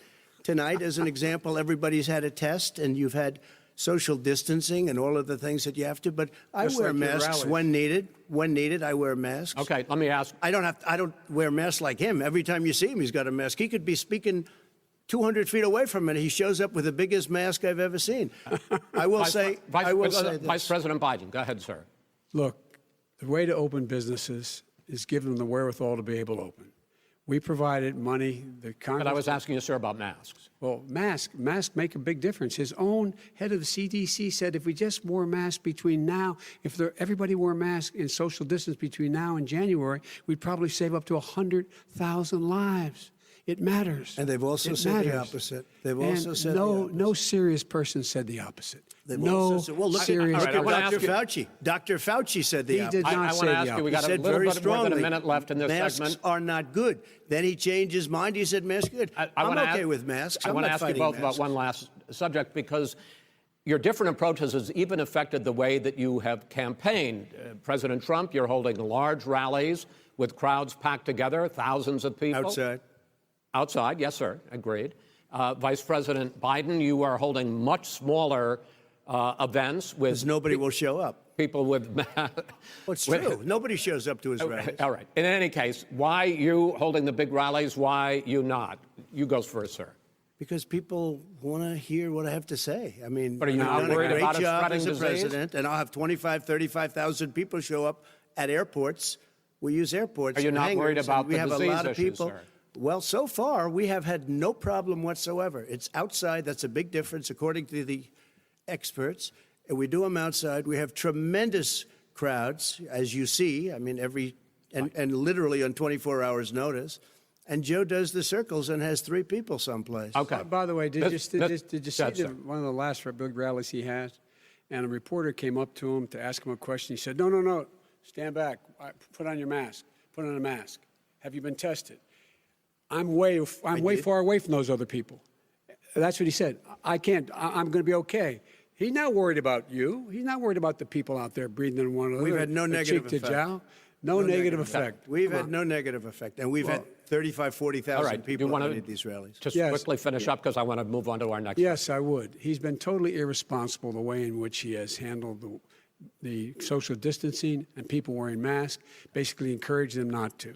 All right. He's a fool on this. If you could get the crowds, you would have done the same thing. But you can't. Nobody cares. Gentlemen, can we move on to the economy? Yes. The economy is, I think it's fair to say, recovering faster than expected from the shutdown. Much faster. In the second quarter. The unemployment rate fell to 8.4% last month.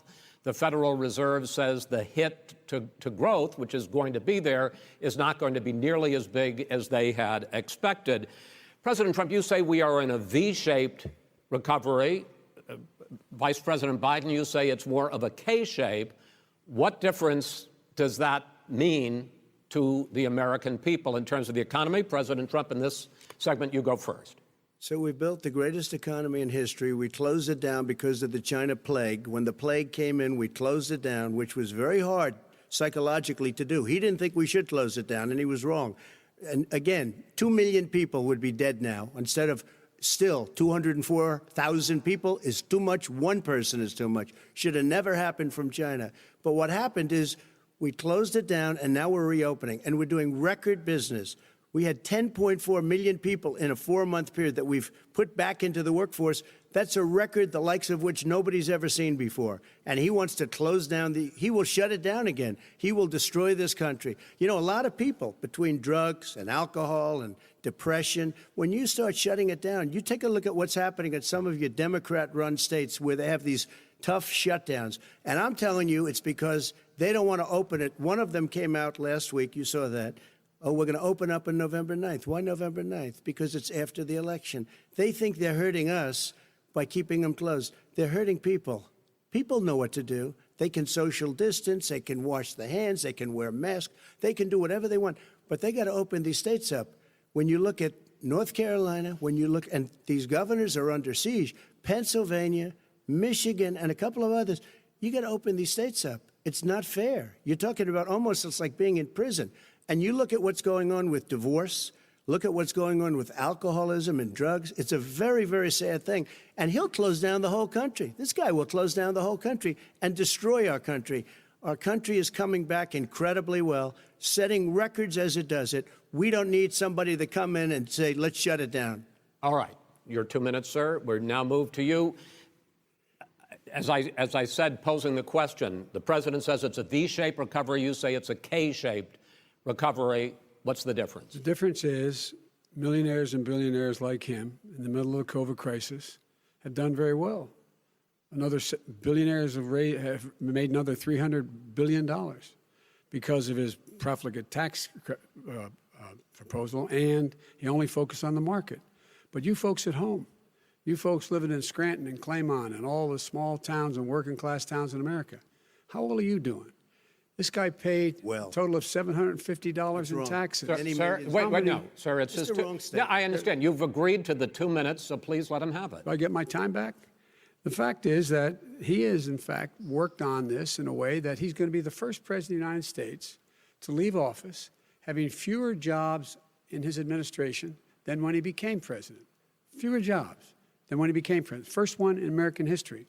Secondly, the people who have lost their jobs are those people who have been on the front lines, those people who have been saving our lives, those people who have been out there dying, people who've been putting themselves in the way to make sure that we could all try to make it. And the idea that he is insisting that we go forward and open when you have almost half the states in America with a significant increase in COVID deaths and COVID cases in the United States of America.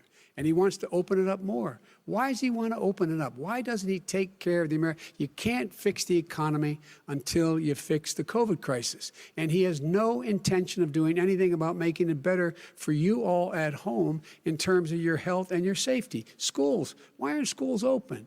Because it costs a lot of money to open them safely. You know, they were going to give, his administration was going to give the teachers and school students masks. And then they decided, no, couldn't do that because it's not a national emergency. Not a national emergency. They've done nothing to help small businesses. Nothing. They're closing. 1 in 6 is now gone. He ought to get on the job and take care of the needs of the American people so we can open safely. All right. Your time is up, sir. Well, we are going to get to... I have to respond to that. Well, you both had 2 minutes, sir. Excuse me, he made a statement. So did you. People want their schools open. They don't want to be shut down. They don't want their state shut down. They want their restaurants. I look at New York. It's so sad what's happening in New York. It's almost like a ghost town. And I'm not sure it can ever recover what they've done in New York. People want their places open. They want to get back to their lives.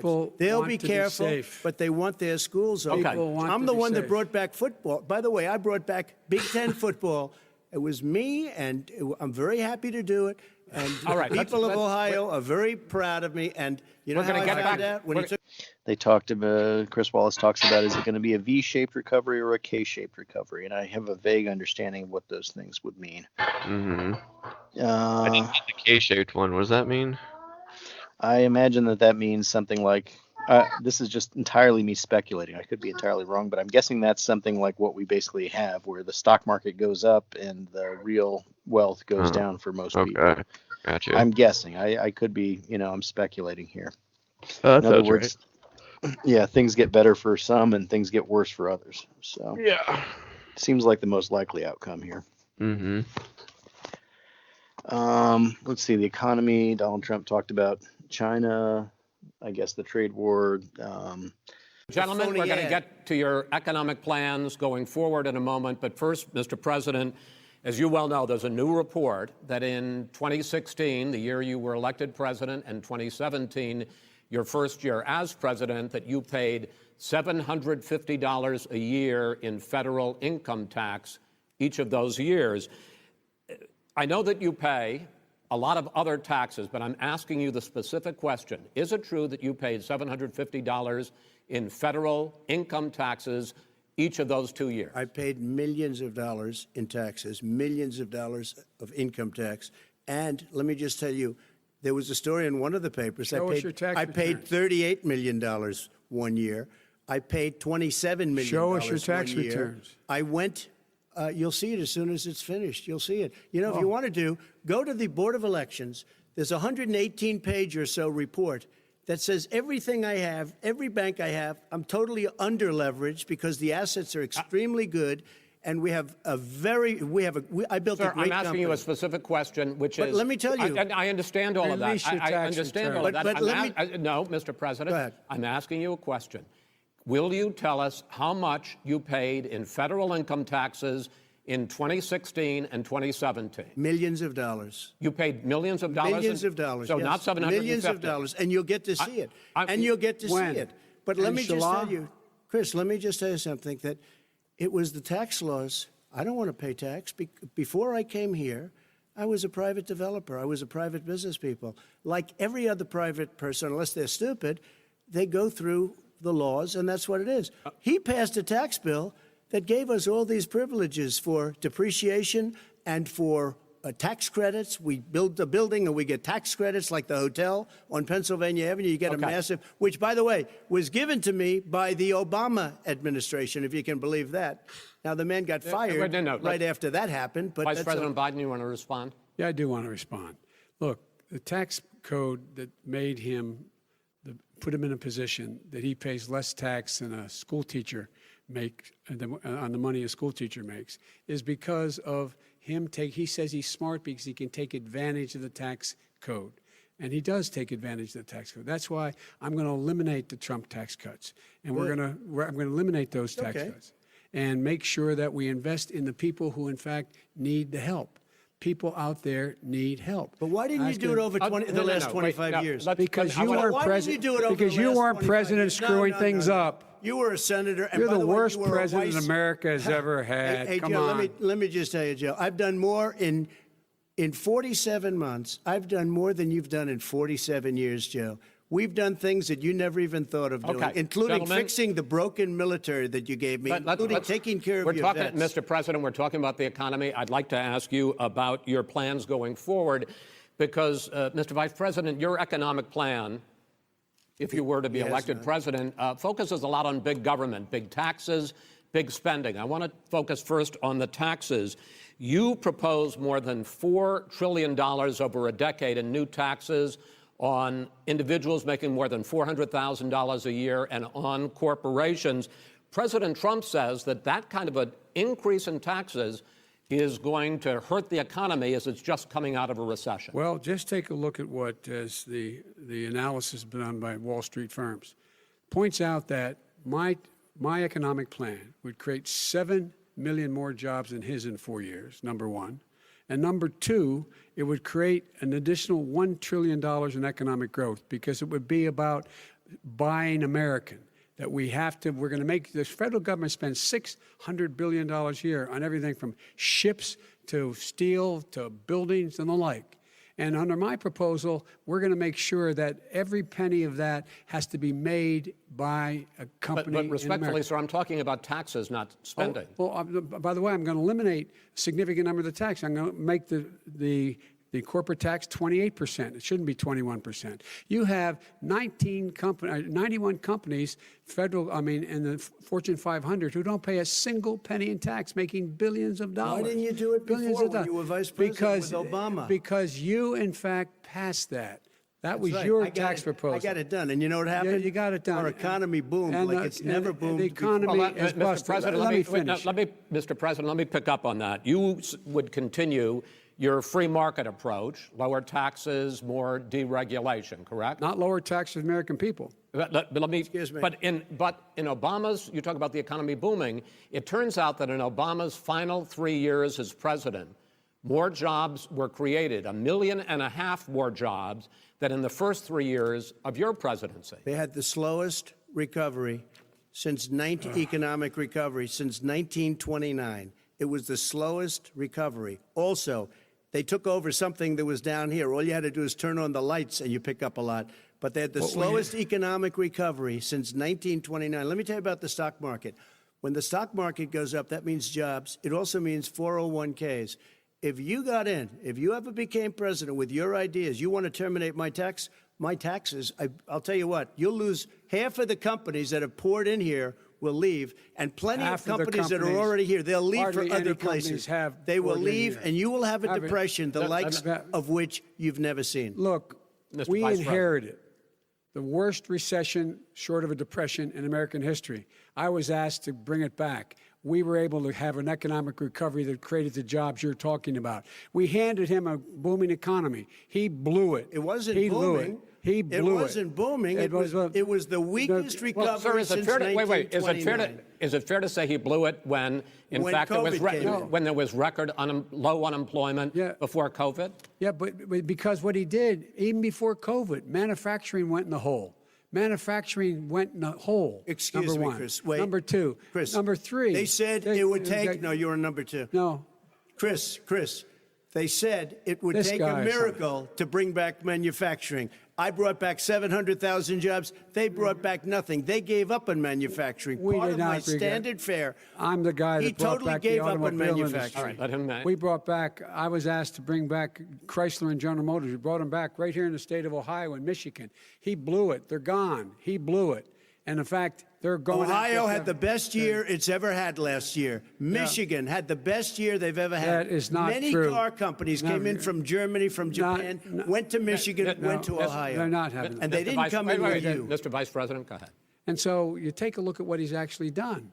He's done very little. His trade deals are the same way. He talks about these great trade deals. You know, he talks about the art of the deal. China's perfected the art of the steal. We have a higher deficit with China now than we did before. We have the highest trade deficit with Mexico. China ate your lunch, down 18%. China ate your lunch, Joe, and no wonder your son goes in and he takes out billions of dollars. Takes out billions of dollars to manage. He makes millions of dollars. And also, while we're at it, why is it, just out of curiosity, the mayor of Moscow's wife gave your son $3.5 million. What did he do to deserve it? What did he do with Burisma to deserve $183,000? None of that is true. Let him answer. None of that is true. Oh, really? He didn't get $3.5 million? Mr. President, Mr. President, please. Totally discredited. Totally discredited. And by the way, well, wait, he didn't get $3.5 million, Joe? Mr. Vice, he got $3.5 million. That is not true. Oh, really? Mr. President, it's an open discussion, please. It's a fact. Well, you have raised an issue. Let the Vice President answer. Discredited. Did Burisma pay him $183,000 a month with no experience in energy? Mr. President, my son did nothing wrong at Burisma. I think he did. Mr. President, let him answer. He doesn't want to let me answer because he knows I have the truth. His position has been thoroughly discredited. By who? And you the media? By everybody. Well, by the media, by our allies, by the World Bank, by everyone has discredited.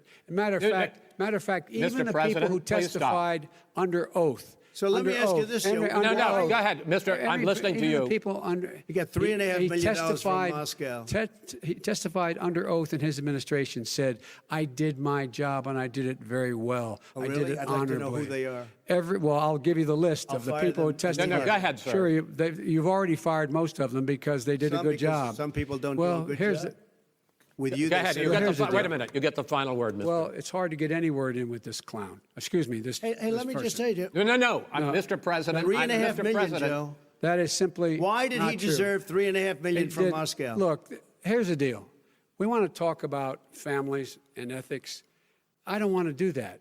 I mean, his family we could talk about all night. His family's already... My family lost a fortune by coming down and helping us with government. And that's such a... Mr. President. Every single one of them lost a fortune. This is not about my family or his family. It's about your family. The American people. He doesn't... That's not true. It doesn't want to talk about what you need. You, the American people. It's about you. That's what we're talking about here. All right, that's the end of the segment. We're moving on. He didn't take them. Well, Vice President, no. Can I be honest? It's a very important question. Try to be honest. He stood up. No, the answer to the question is no. Ukraine. No, sir. With $1 billion, if you that is absolutely not true. You're going to have true, gentlemen.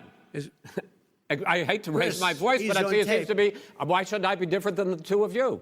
So here's the deal. Good point. We have 6 segments. We have ended that segment. We're going to go to the next segment. In that segment, you each are going to have 2 uninterrupted moments. In those 2 uninterrupted minutes, Mr. President, you can say anything you want. Great job. Kept economy open.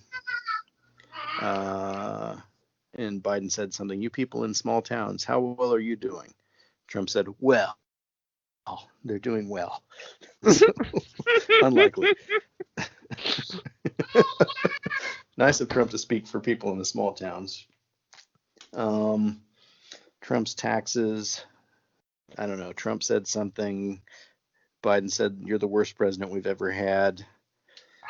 Biden says, my tax more jobs. Corporate tax rate of 28%, not 21%, which is apparently what it is now.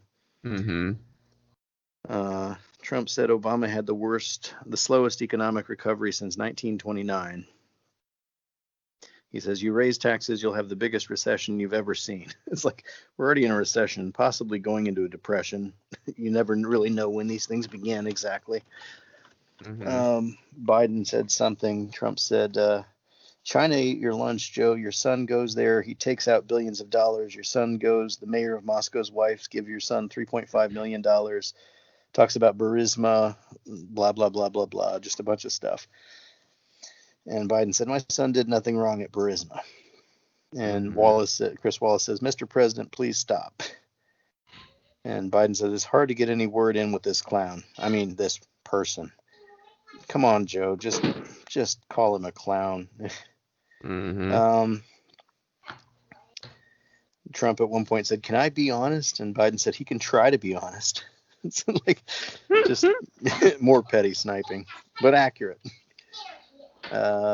Next topic was race. In those 2 uninterrupted minutes, Mr. President, you can say anything you want. I'm going to ask a question about race, but if you want to answer about something else, go ahead. But I think that the country would be better served if we allowed both people to speak with fewer interruptions. I'm appealing to you, sir, to do that. Well, and him too. Well, frankly, you've been doing more interrupting than he has. That's all right, but he does plenty. Well, less than, sir, less than plenty. No, less than you have. Let's please continue on. The issue of race. Vice President Biden, you say that President Trump's response to the violence in Charlottesville 3 years ago, when he talked about very fine people on both sides, was what directly led you to launch this run for president. Oh, yeah, sure. President Trump, you have often said that you believe you have done more for Black Americans than any president, with the possible exception of Abraham Lincoln. My question for the 2 of you is, why should voters trust you rather than your opponent to deal with the race issues facing this country over the next 4 years? Vice President Biden, you go first. It's about equity and equality. It's about decency. It's about the Constitution. And we have never walked away from trying to require equity for everyone, equality for the whole of America. But we've never accomplished it. But we've never walked away from it like he has done. It is true. The reason I got in the race is when those people, close your eyes, remember what those people look like coming out of the fields carrying torches, their veins bulging, just spewing anti-Semitic bile, and accompanied by the Ku Klux Klan. A young woman got killed. And they asked the president what he thought. He said there were very fine people on both sides. No president has ever said anything like that. It is whose now, minutes, sir. Second point I'd make to you is that when Floyd was killed, when Mr. Floyd was killed, there was a peaceful protest in front of the White House. What did he do? He came out of his bunker, had the military use tear gas on him so he could walk across to a church and hold up a Bible. And then what happened after that? The bishop of that very church said that it was a disgrace. The general who was with him said all he ever wants to do is divide people, not unite people at all. This is a president who has used everything as a dog whistle to try to generate racist hatred, racist division. This is a man who, in fact, you talk about helping African Americans. 1 in 1,000 African Americans has been killed because of the coronavirus. And if he doesn't do something quickly, by the end of the year, 1 in 500 will have been killed. 1 in 500 African Americans. This man is the savior of African Americans. This man cares at all. This man's done virtually nothing. Look, the fact is that you have to look at what he talks about. You have to look at what he did. And what he did has been disastrous for the African-American community. So, President Trump, you have 2 minutes. Why should Americans trust you over your opponent to deal with he racism? did a crime bill, 1994, where you call them super predators, African Americans, the super predators, and they've never forgotten it. They've never forgotten it, Joe. No, sir. It's his 2 minutes. So you did that, and they call you a super predator, and I'm letting people out of jail now that you have treated the African American population community, you have treated the black community about as bad as anybody in this country. You did the and that's why, if you look at the polls, I'm doing better than any Republican has done in a long time, because they saw what you did. You call them super predators, and you've called them worse than that, because you look back at your testimony over the years, you've called them a lot worse than that. As far as the church is concerned, and as far as the generals are concerned, we just got the support of 250 military leaders and generals, total support. Law enforcement, almost every law enforcement group in the United States. I have Florida, I have Texas, I have Ohio, I have Portland. The sheriff just came out today and he said, I support President Trump. I don't think you have any law enforcement. You can't even say the word law enforcement, because if you say those words, you're going to lose all of your radical left supporters. And why aren't you saying those words, Joe? Why don't you say the words law enforcement? Because you know what? If they called us in Portland, we would put out that fire in a half an hour, but they won't do it because they're run by radical left Democrats. If you look at Chicago, if you look at any place you want to look, Seattle, they heard we were coming in the following day, and they put up their hands, and we got back Seattle. Minneapolis, we got it back, Joe, because we believe in law and order, but you don't. The top 10 cities and just about the top 40 cities are run by Democrats and, in many cases, radical left. And they've got you wrapped around their finger, Joe, to a point where you don't want to say anything about law and order. And I'll tell you what, the people of this country want and demand law and order, and you're afraid to even say it. All right. I want to return to the question of race.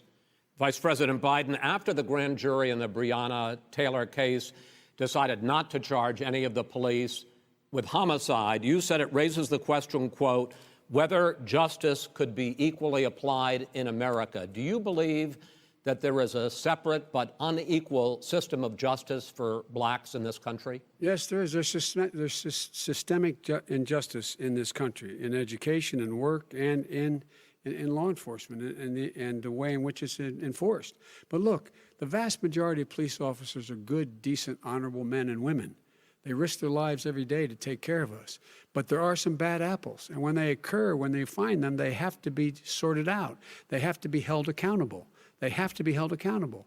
And what I'm going to do as President of the United States is call together an entire group of people at the White House, well, everything from the civil rights groups to the police officers, to the police chiefs, and we're going to work this out. We're going to work this out so we change the way in which we have more transparency in when these things happen. These cops aren't happy to see what happened to George Floyd. These cops aren't happy to see what happened to Breonna Taylor. Most don't like it. But we have to have a system where people are held accountable. And by the way, violence in response is never appropriate. Never appropriate. Peaceful protest is. Violence is never appropriate. All right. What is peaceful protest? When they run through the middle of a town and burn down your stores and kill people all over the place, that and you is say not peaceful protest? President Trump, No, it's I'm not not, asking. but you say it is. President Trump, I'd like to continue with the issue of race. I promise we're going to get to the issue of law and order in a moment. Fine. This month, your administration directed federal agencies to end racial sensitivity training that addresses white privilege or critical race theory. Why did you decide to do that, to end racial sensitivity training? And do you believe that there is systemic racism in this country, sir? I ended it because it's racist. I ended it because a lot of people were complaining that they were asked to do things that were absolutely insane, that it was a radical revolution that was taking place in our military, in our schools, all over the place, and you know it, and so does everybody else. And he would know. What is radical about racial sensitivity training, sir? If you were a certain person, you had no status in life. It was sort of a reversal. And if you look at the people, we were paying people hundreds of thousands of dollars to teach very bad ideas and, frankly, very sick ideas. And really, they were teaching people to hate our country. And I'm not going to do that. I'm not going to allow that to happen. We have to go back to the core values of this country. They were teaching people that our country is a horrible place, it's a racist place, and they were teaching people to hate our country. And I'm not going to allow that to happen. Vice President Biden? Nobody's doing that. He's the racist. You just don't know. Here's the deal. I know a lot more about this than he does. Let him finish. The fact is that there is racial insensitivity. People have to be made aware of what other people feel like, what insults them, what is demeaning to them. It's important that people know they don't want to. Many people don't want to hurt other people's feelings, but it makes a big difference. It makes a gigantic difference in the way a child is able to grow up and have a sense of self-esteem. It's a little bit like how this guy and his friends look down on so many people. They look down their nose on people like Irish Catholics like me and grew up in Scranton. They look down on people who don't have money. They look down on people who are of a different faith. They look down on people who are a different color. In fact, we're all Americans. The only way we're going to bring this country together is bring everybody together. There's nothing we cannot do if we do it together. We can take this on and we can defeat racism in America. President Trump, sir. During the Obama-Biden administration, there was tremendous division. There was hatred. You look at Ferguson, you go to many places. Look at Oakland. Look what happened in Oakland. Look what happened in Baltimore. Look what happened. Frankly, it was more violent than what I'm even seeing now. Oh, my but Lord. The reason is that ridiculous. the Democrats that run these Absolutely cities ridiculous. don't want to talk like you about law and order. Violent and you crime, still haven't mentioned. violent Are you in crime. favor of law and order? I'm in favor of law. You follow it. Are you in favor of law and order? Go yes, ahead, I'm say in it. favor. You Everybody's asked a in favor question, of let him finish. Law and order. Law and order. Let him answer. Law and order with justice, where people get treated fairly. Okay. And the fact of the matter is, violent crime went down 15% in our administration. All right. It's gone up on his watch. Went down much more in ours. All right, we're now. Mr. President, you're going to.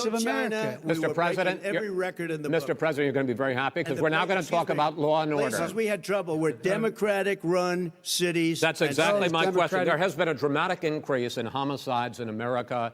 Chris Wallace talked about he mentions, because I don't know, there's some crosstalk. He says the country would be better served by fewer interruptions, sir. And Trump says, and him too, right? And Wallace says, frankly, you've been doing more. Trump says, but him too. So again, just the pettiness. Biden talked about Charlottesville, the George Floyd attacked protesters to hold Bible in front of church, etc. Donald Trump talked about the 1994 crime bill. You called them super predators. The people of this country want law and order, and you won't even say it because of the radical left. Biden talked about there are some police bad apples. Can we just talk about how bad of analogy use that is to talk about bad apples, as if that doesn't mean the entire barrel's rotten? Well, I hate how people use that. Okay. The phrase in total is a few bad apples spoil the bunch. So if there are bad apples in the bunch, it means they have already spoiled the rest of the bunch, and you should have taken them out before you put them in with the rest of them, because that has caused the other ones to rot. It doesn't mean that there's only one bad thing in a group, and if you take that out, everything goes back to normal. They have already infected everyone else in the thing, so you don't put the bad apple in the bunch to begin with. That's a bad analogy. The way you use it. And that was another example of it. Well, and I think the fact is that the George Floyd situation, one guy killed the guy, but 3 other cops were standing there watching and keeping civilians away from the situation, right? So it's not like there was one bad apple and 75% good. It was like there's one bad apple and 75% helping him, or, not stopping him. So it's, I don't know. It's, Biden's got to walk a certain line here, I suppose. There was some stuff in there about how Joe Biden doesn't have any police support from the unions or whatever. I think, police unions are quite different from almost any other union in America, but Let's see. Chris Wallace brought up that Donald Trump had recently ended race sensitivity training. Trump said it was radical. He said, if you were a certain type of person, then it's kind of bad for you or something. It's like there's something in there about basically saying if you're a white person, then the racial sensitivity training is not good or something. It's targeting you or something. He said they were teaching people to hate our country. And Biden said, you're the racist. He talked about bringing everyone together, beating racism. And Trump said there was tremendous racial division under Obama, which is true, largely due to the fact that Donald Trump ran the birther campaign. Let's see. But, I mean, it is a fair point to make that in the last year of Obama's presidency, there was violence. There were protests. There were deaths. There were, the I can't breathe stuff. There was a lot of bad stuff going on there. So it's, it isn't all just Donald Trump on this situation. It is, frankly, it's the police. So under Democratic or Republican administrations, and it's curious how this kind of thing seems to pop up in the election years, frankly. Let's see. He asked Biden, are you in favor of law and order? Biden said law and order and justice. And that brought us to question 5, which was law and order.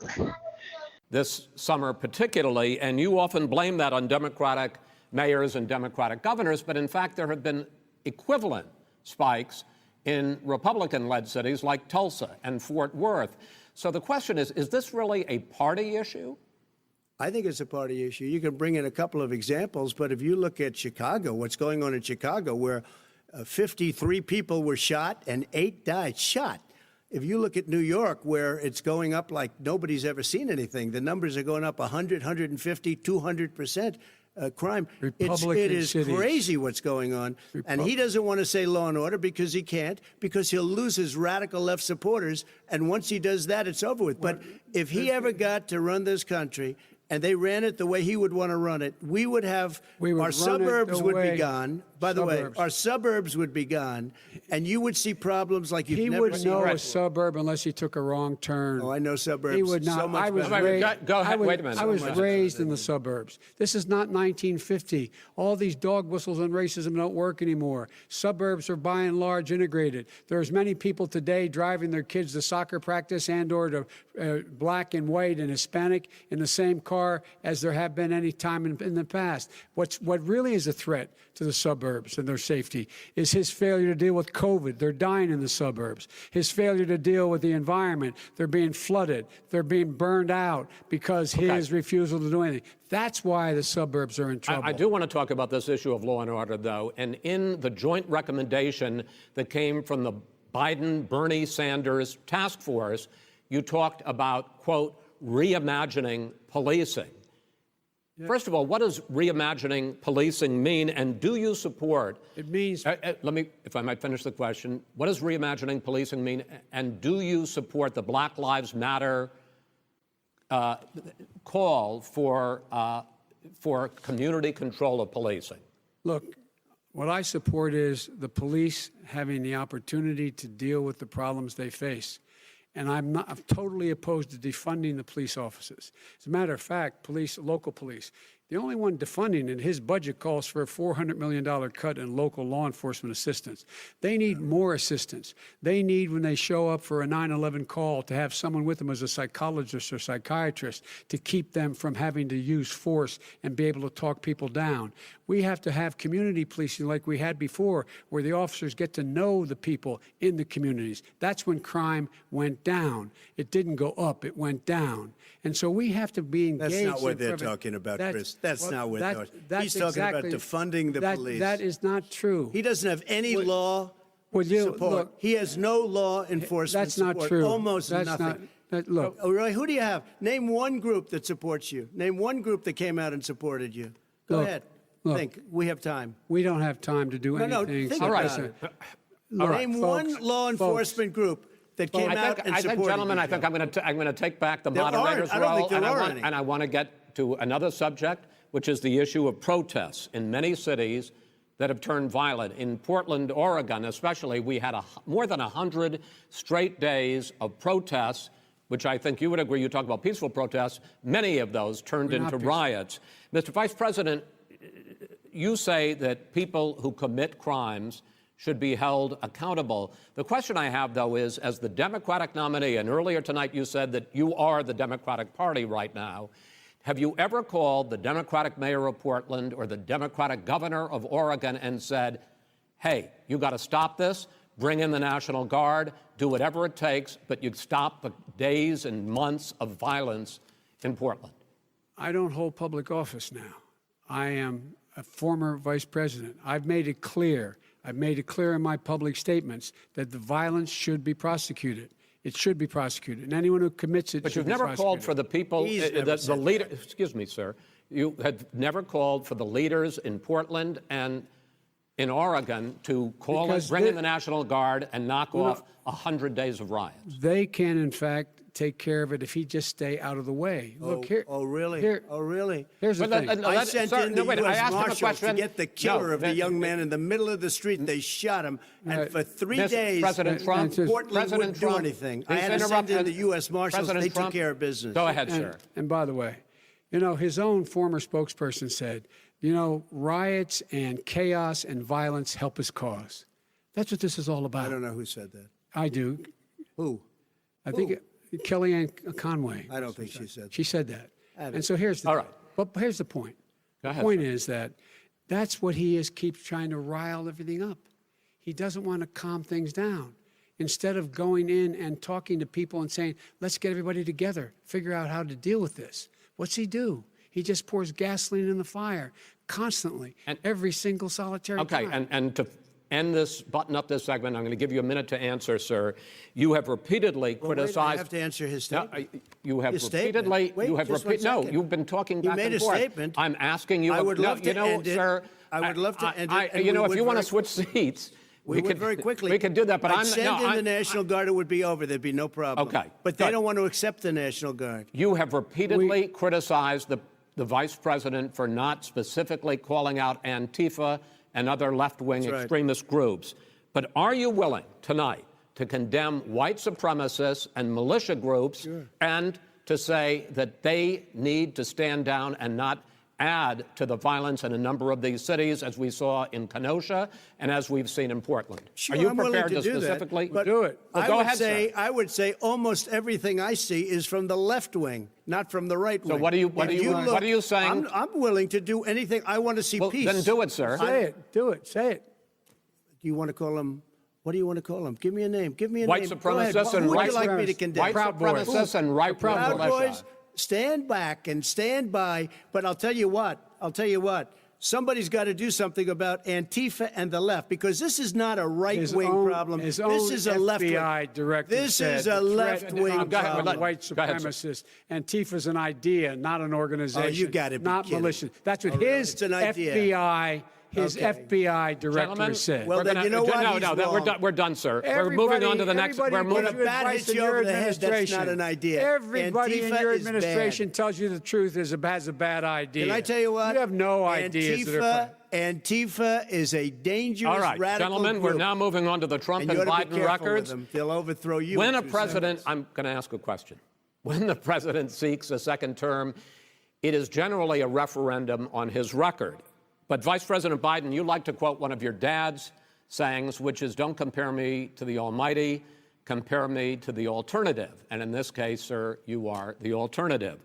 Looking at both of your records, I'm going to ask each of you, why should voters elect you president over your opponent? In this segment, President Trump, you go first, 2 minutes. Because there has never been an administration or president who has done more than I've done in a period of 3.5 years. And that's despite the impeachment hoax. And you saw what happened today with Hillary Clinton, where it was a whole big con job. But despite going through all of these things, where I had to fight both flanks and behind me and above, there has never been an administration that's done what I've done. The greatest, before COVID came in, the greatest economy in history, lowest unemployment numbers. Everything was good. Everything was going. And by the way, there was unity going to happen. People were calling me for the first time in years. They were calling and they were saying it's time maybe, and then what happened? We got hit, but now we're building it back up again. A rebuilding of the military, including Space Force and all of the other things. A fixing of the VA, which was a mess under him. 308,000 people died because they didn't have proper health care. It was a mess. And we now got a 91% approval rating at the VA, our vets. We take care of our vets. But we've rebuilt our military. The job that we've done, and I'll tell you something, some people say maybe the most important. By the end of the first term, I'll have approximately 300 federal judges and Court of Appeals judges, 300, and hopefully 3 great Supreme Court justices. That is a record, the likes of which very few people, and you know one of the reasons I'll have so many judges? Because President Obama and him left me 128 judges to fill. When you leave office, you don't leave any judges. That's like, you just don't do that. They left 128 openings, and if I were a member of his party, because they have a little different philosophy, I'd say if you left us 128 openings, you can't be a good president, you can't be a good vice president. But I want to thank you because it gives us almost, it'll probably be above that number by the end of this term. 300 judges, it's a record. Looking at both your records, why should voters elect you president as opposed to President Trump? You have 2 minutes uninterrupted. Under this president, we become weaker, sicker, poorer, more divided, and more violent. When I was vice president, we inherited a recession. I was asked to fix it. I did. We left him a booming economy, and he caused the recession. With regard to being weaker, the fact is that I've gone head-to-head with Putin and made it clear to him we're not going to take any of his stuff. He's Putin's puppy. He still refuses to even say anything to Putin about the bounty on the heads of American soldiers. Your son got $3.5 million. And by the way, my son... Wait a minute. Mr. President, your campaign agreed to both sides would get 2-minute answers uninterrupted. Well, your side agreed to it, and why don't you observe what your campaign agreed to as a ground rule, okay, sir? He never keeps his word. Can you add no, I'm not asking. That was a rhetorical question. Can you Go add ahead, back sir. 30 seconds? Yes, okay. you may have. All right. Go ahead. So, thirdly, we're poor. The billionaires have gotten much more wealthy by a tune of over $300 to $400 billion more just since COVID. You in the home, you got less. You're in more trouble than you were before. In terms of being more violent, when we were in office, there were 15% less violence in America than there is today. He's president of the United States. It's on his watch. And with regard to more divided, the nation can't stay divided. We can't be this way. And speaking of my son, the way you talk about the military, the way you talk about them being losers and being and just being suckers. My son was in Iraq. He spent a year there. He got the Bronze Star. He got the Conspicuous Service Medal. He was not a loser. He was a patriot, and the people left behind there were heroes. Really? And I resent. Are you talking about Hunter? Are you talking about Hunter? I'm talking about my son, Bo Biden. You're talking about. I don't know Bo. I know Hunter. Yeah, Hunter got thrown out of the military. He was thrown out, dishonorably discharged. That's not true. It wasn't dishonorably. Cocaine use. And he didn't have a job until you became vice president. And once you became vice president, he made a fortune in Ukraine, in China, in Moscow, that is simply and various not other places. True. He made a fortune. My son. And he didn't have a job. My son, like a lot of people we know at home, had a drug problem. He's overtaken it. He's fixed it. He's worked on it, and I'm proud of him. But why was he given tens of millions of dollars? But he wasn't given tens of millions of dollars. That is totally discredited. We've already been totally discredited. We've already been through this. I think the American people would rather hear about more substantial subjects. Well, you know, as the moderator, sir, I'm going to make a judgment call here. Gets $3.5 million from the mayor of Moscow. Let's talk about not true. Gentlemen, that report is totally discredited. Mitt Romney on that committee said it wasn't worth taxpayers' money, that report. It was written for political reasons. You know, I'd like to talk about climate change. So would I. Okay. Well, let's see. Trump said he can't say law and order because of the radical left. And Biden said something. Trump talked about the suburbs, and Biden said he wouldn't know a suburb if he took a wrong turn. He says, I was brought up in the suburbs. He talked about, I'm against defunding the police, local law enforcement, community policing, which Trump is defunding.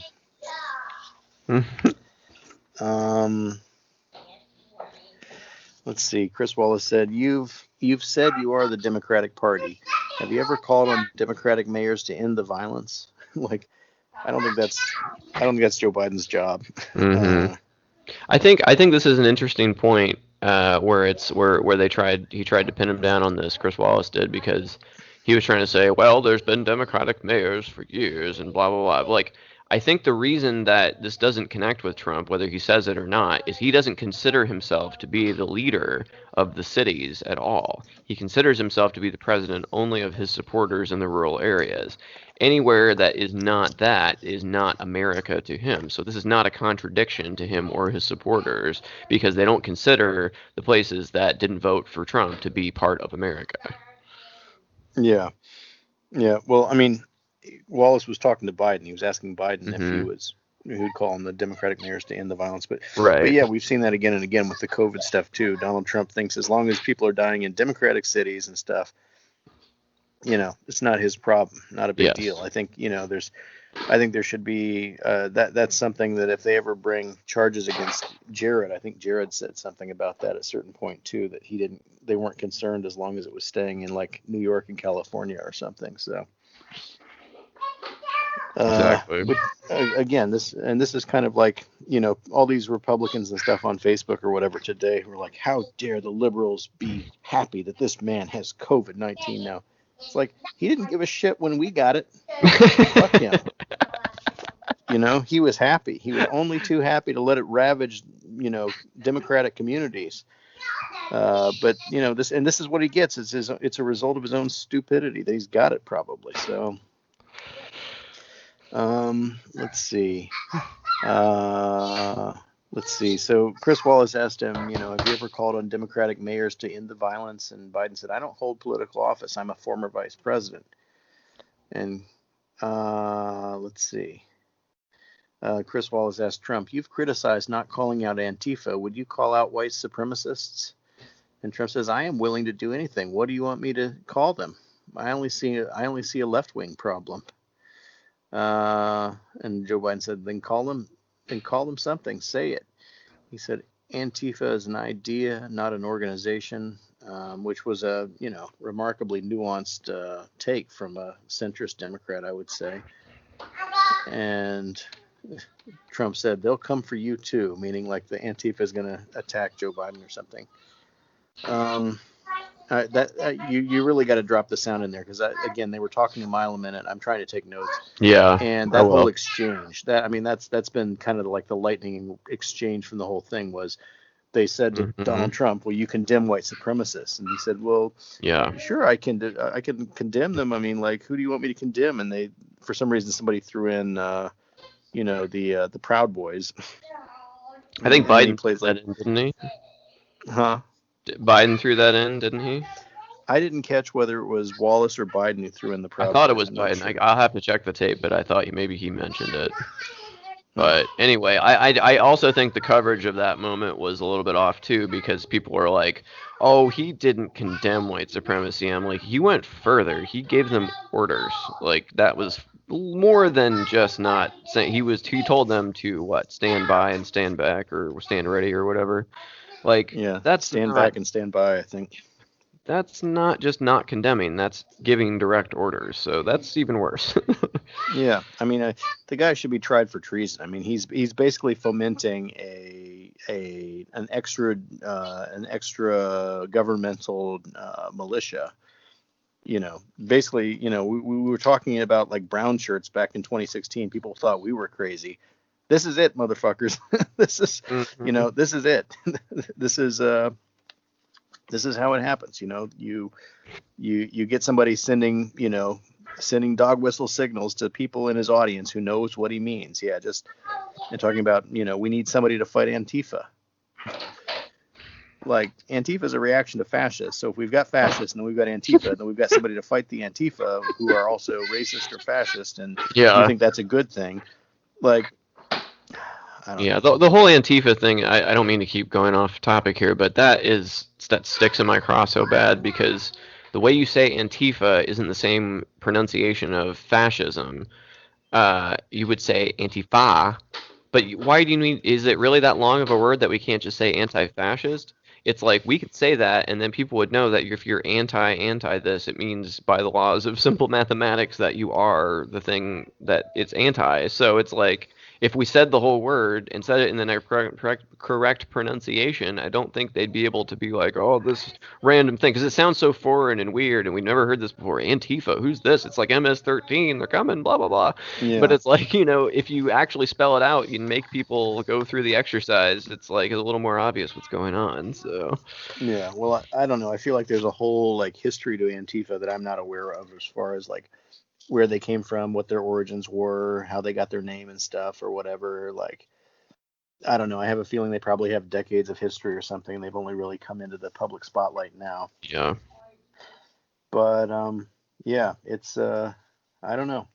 The whole debate is really stupid because Antifa, until that one guy, they hadn't killed anybody, right? mm-hmm, What's his name? The guy out in Oregon who, in some sort of an altercation, he shot and killed a Trump supporter, a Patriot yeah, Prayer member, I believe. mm-hmm. And then he gave an interview to Vice where he said, "Yeah, I did it in self-defense." And then next thing we know, like that same day that the interview drops, he's been killed by U.S. Marshals who Trump sent out there. Mm-hmm. I want an investigation of that.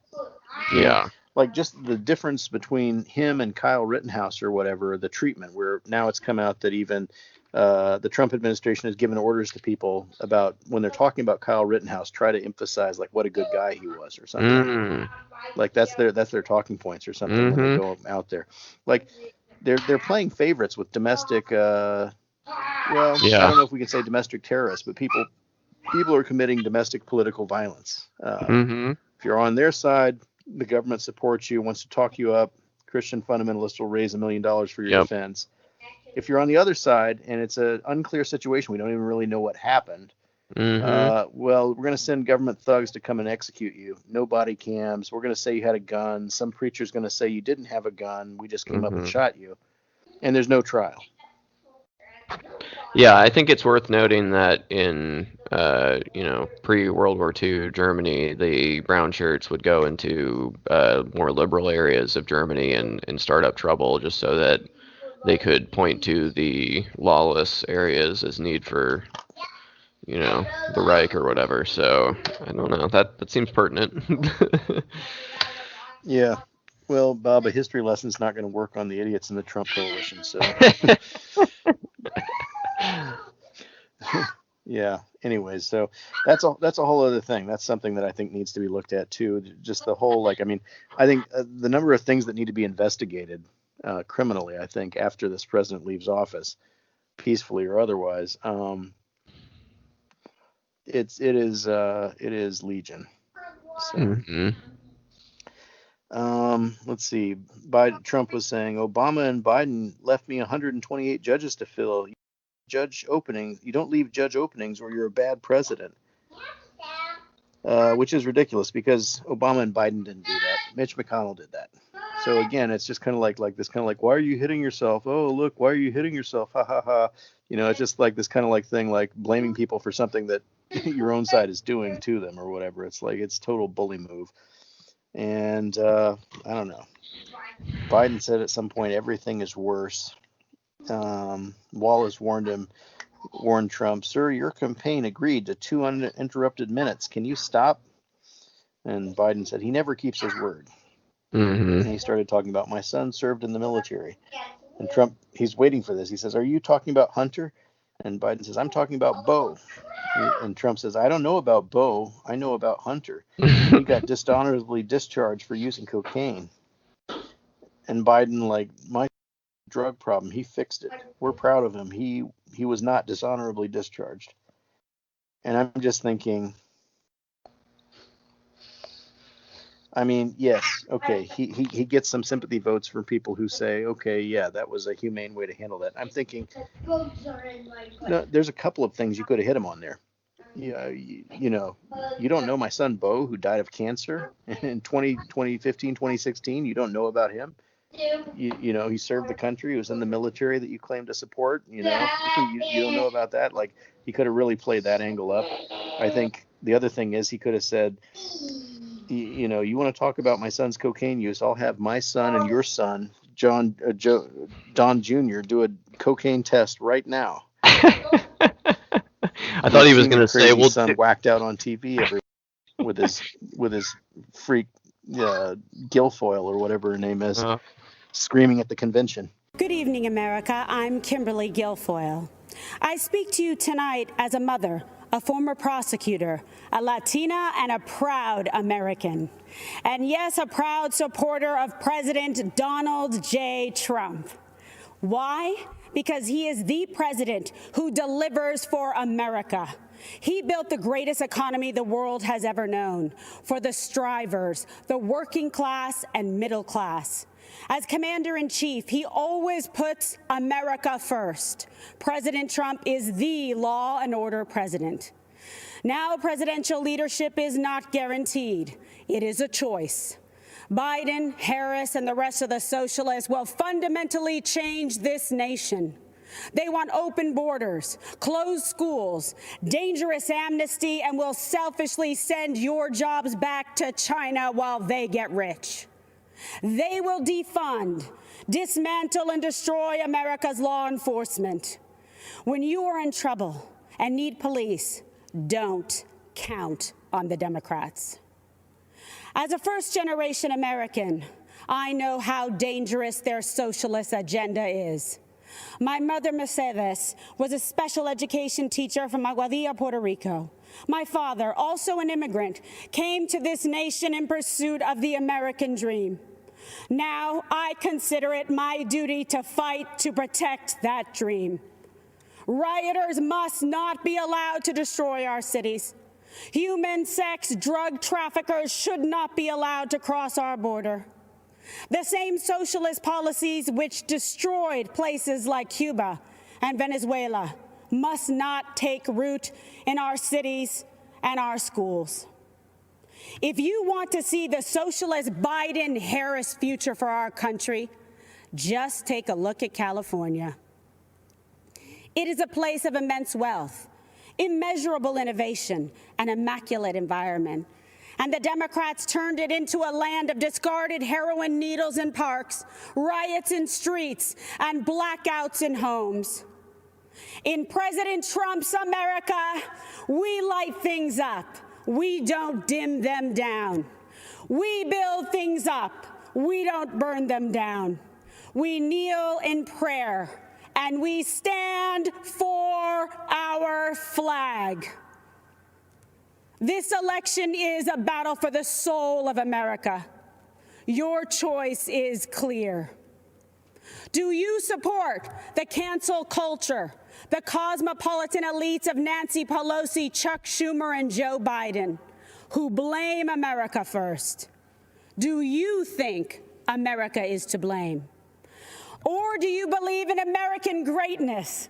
Believe in yourself, in President Trump, in individual and personal responsibility. They want to destroy this country and everything that we have fought for and hold dear. They want to steal your liberty, your freedom. They want to control what you see and think and believe so that they can control how you live. They want to enslave you to the weak, dependent, liberal, victim ideology to the point that you will not recognize this country or yourself. From the beginning, when President Trump spoke about making America great again, he was speaking about that shining city on a hill and restoring the beacon of light that once shined so bright. His promise was to put America first, and he has. When President Trump cut middle-class taxes, putting tens of thousands of dollars back in the pockets of working-class Americans, that beacon began to flicker once again. When President Trump commanded the defeat of ISIS, took out al-Baghdadi and Soleimani, and paved the way for peace in the Middle East, that beacon started to glow.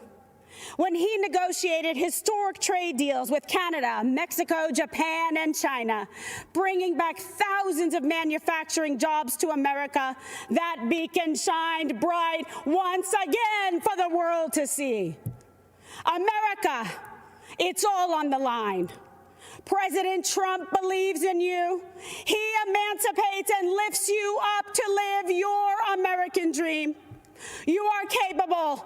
You are qualified, you are powerful, and you have the ability to choose your life and determine your destiny.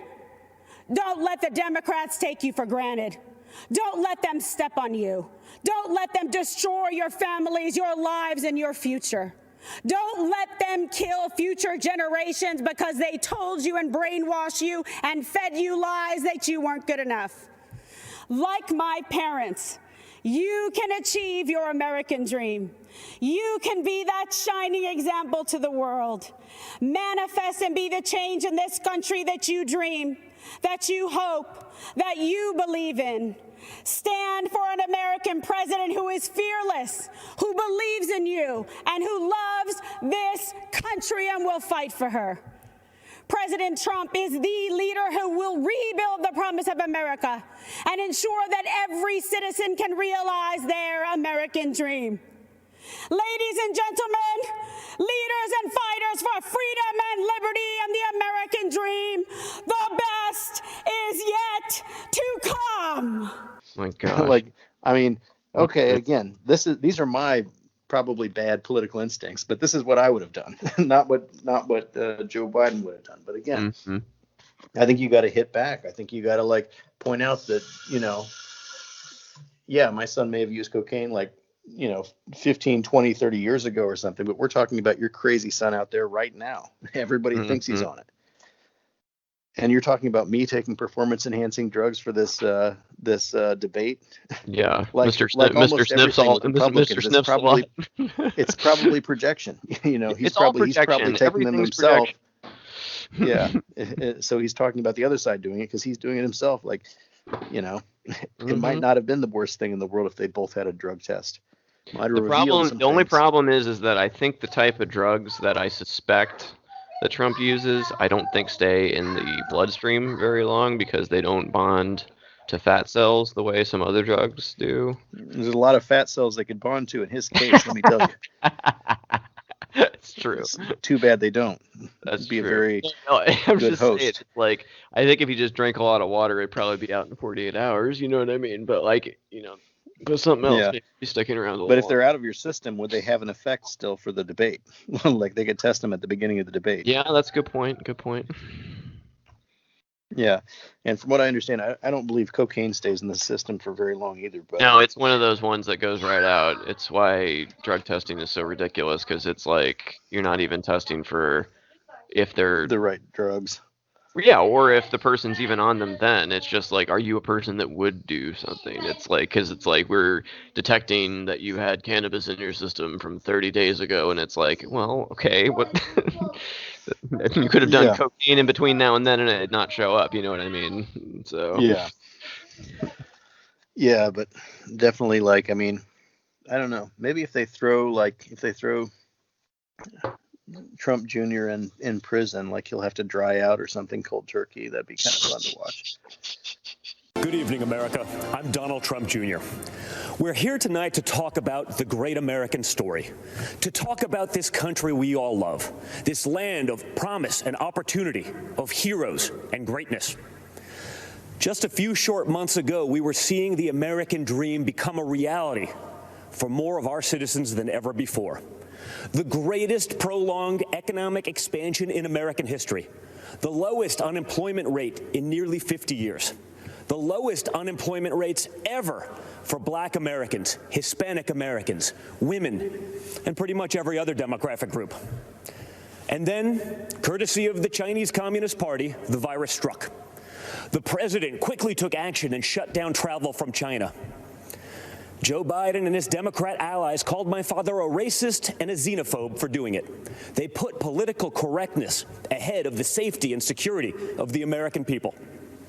Fortunately, as the virus began to spread, the president acted quickly and ensured ventilators got to hospitals that needed them most. He delivered PPE to our brave frontline workers, and he rallied the mighty American private sector to tackle this new challenge. There's more work to do, but there is a light at the end of the tunnel. Job gains are outpacing what the so-called experts expected. But Biden's radical left-wing policies would stop our economic recovery cold. He's already talking about shutting the country down again. It's madness. Democrats claim to be for workers, but they've spent the entire pandemic trying to sneak a tax break for millionaires in Democrat states into the COVID relief bill. Then they attacked my father for suspending the payroll tax for middle-class workers.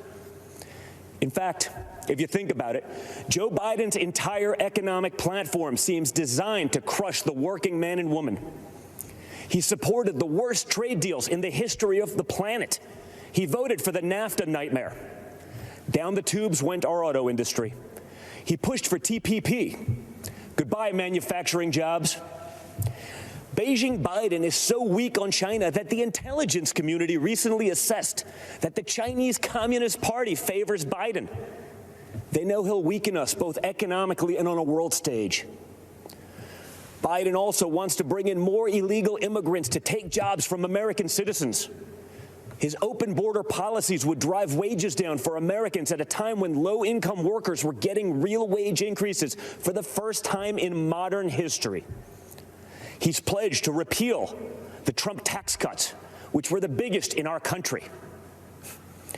After 8 years of Obama and Biden's slow growth, Trump's policies have been like rocket fuel to the economy, and especially to the middle class. Biden has promised to take that money back out of your pocket and keep it in the swamp. That makes sense, though, considering Joe Biden is basically the Loch Ness Monster of the swamp. For the past half century, he's been lurking around in there.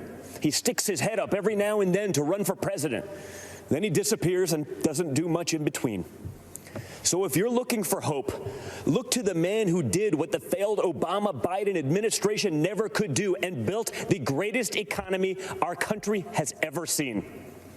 And President Trump will do it again.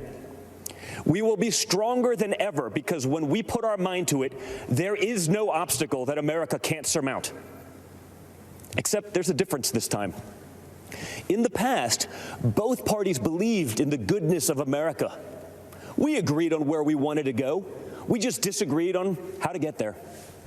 This time, the other party is attacking the very principles on which our nation was founded. Freedom of thought, freedom of speech, freedom of religion, the rule of law. Thomas Jefferson famously said, "I have sworn upon the altar of God eternal hostility against every form of tyranny over the mind of man." Our founders believed there was nothing more important than protecting our God-given right to think for ourselves. Now, the left, they're trying to cancel all of those founders. They don't seem to understand this important principle. In order to improve in the future, we must learn from our past, not erase it. So we're not going to tear down monuments and forget the people who built our great nation. Instead, we will learn from our past so we don't repeat any mistakes. And we will work tirelessly to improve the lives of all Americans. Joe Biden and the radical left are now coming for our freedom of speech. They want to bully us into submission. If they get their way, it will no longer be the silent majority. It will be the silenced majority. This has to stop. Freedom of expression used to be a liberal value, at least before the radical left took over. Now the Republican Party is the home of free speech, the place where anyone from any background can speak their mind, and may the best ideas win. People of faith are under attack. You're not allowed to go to church, but mass chaos in the streets gets a pass. It's almost like this election is shaping up to be church, work, and school versus rioting, looting, and vandalism. Or, in the words of Biden and the Democrats, peaceful protesting. Anarchists have been flooding our streets, and Democrat mayors are ordering the police to stand down. Small businesses across America, many of them minority-owned, are being torched by mobs. The Democrat mayors pretend it's not happening. They actually called it a summer of love. And that brings me to another important principle. Every American must be free to live without fear of violence in your country, in your communities, and in your homes. All men and women are created equal and must be treated equally under the law.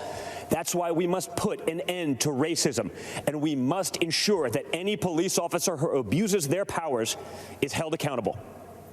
What happened to George Floyd is a disgrace, and if you know a police officer, you know they agree with that too.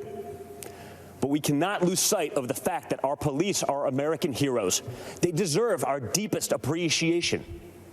Because no matter what the Democrats say, you and I both know when we dial 911, we don't want it going to voicemail. So defunding the police is not an option. Everything starts with safety and security. You can't have anything else without it. You can't focus on building a better future for your children without the peace of mind that they can study safely in their classrooms, play safely in their neighborhoods, and sleep safely in their beds. But safety is only the beginning. Trump's America is a land of opportunity, a place of promise.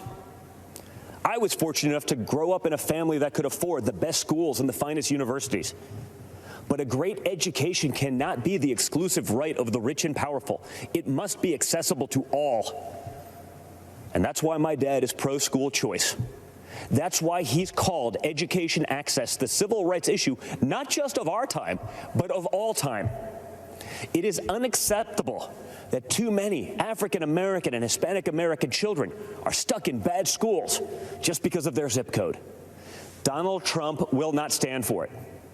If Democrats really wanted to help minorities and underserved communities, instead of bowing to big money union bosses, they'd let parents choose what school is best for their kids. They'd limit immigration to protect American workers.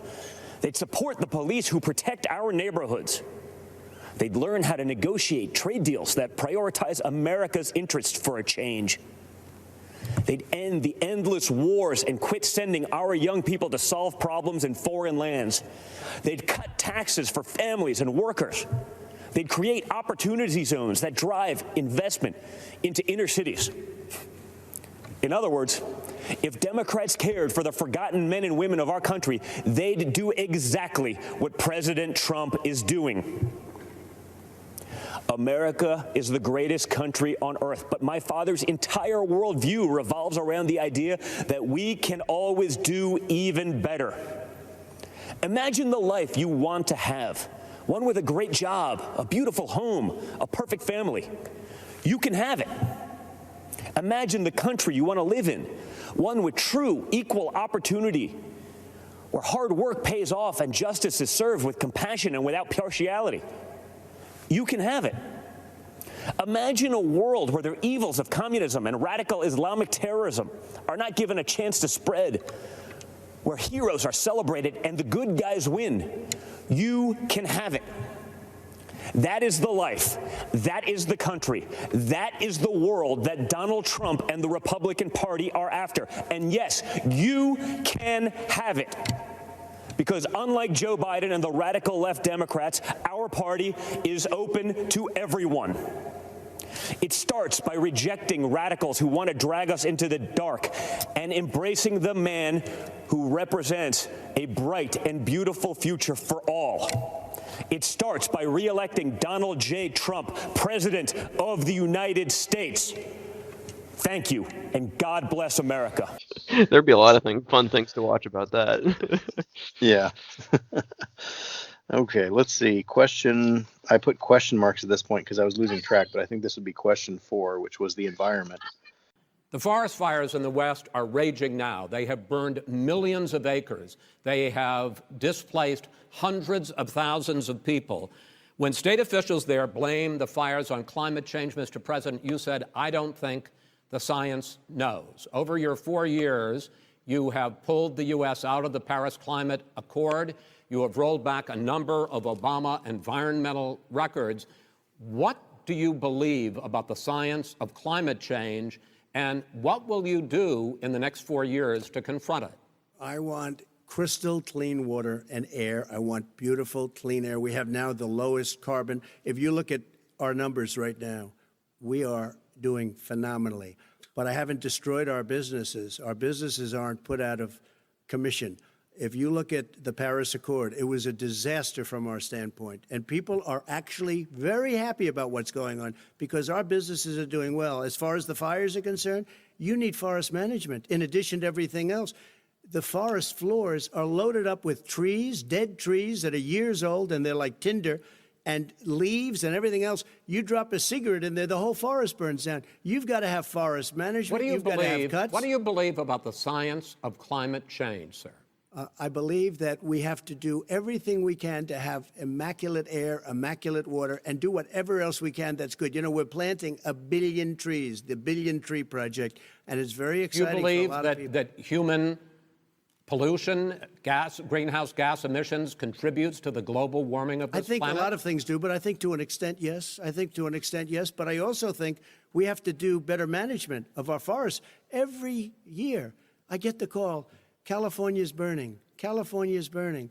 If that was cleaned, if you had forest management, good forest management, you wouldn't be getting those calls. You know, in Europe, they have forest cities. They're called forest cities. They maintain their forests. They manage their forests. I was with the head of a major country. It's a forest city. He said, sir, we have trees that are far more, they ignite much easier than California. There shouldn't be that problem. I spoke with the governor about it. I'm getting along very well with the governor. But I said, you know, at some point, you can't every year have hundreds of thousands of acres of land just burned to the ground. That's burning down because of a lack of management. But, sir, if you believe in the science of climate change, why have you rolled back the Obama Clean Power Plan, which limited carbon emissions in power plants? Why have you relaxed? Because it was driving energy prices through the sky. Why have you relaxed fuel economy standards that are going to create more pollution from cars and trucks? Well, not really, because what's happening is the car is much less expensive and it's a much safer car, and you're talking about a tiny difference. And then what would happen, because of the cost of the car, you would have at least double and triple the number of cars purchased. We have the old slugs out there that are 10, 12 years old. If you did that, the car would be safer. It would be much cheaper by $3,500. In the case of California, they've simply ignored but you would take a lot of cars rollback off the market because people would be able to afford a car.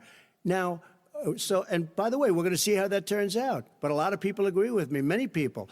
The car has gotten so expensive because they have computers all over the place for an extra little bit of gasoline. And I'm okay with electric cars, too. I think I'm all for electric cars. I've given big incentives for electric cars. But what they've done in California is just crazy. Right. Vice President Biden, I'd like you to respond to the president's climate change record, but I also want to ask you about a concern. You proposed $2 trillion in green jobs. You talk about new limits, not abolishing, but new limits on fracking, ending the use of fossil fuels to generate electricity by 2035, and zero net emission of greenhouse gases by 2050. The president says a lot of these things would tank the economy and cost millions of jobs. He's absolutely wrong, number one. Number two, if in fact, during our administration, the Recovery Act, I was in charge, able to bring down the cost of renewable energy to cheaper than or as cheap as coal and gas and oil. Nobody's going to build another coal-fired plant in America. No one's going to build another oil-fired plant in America. They're going to move to renewable energy, number one.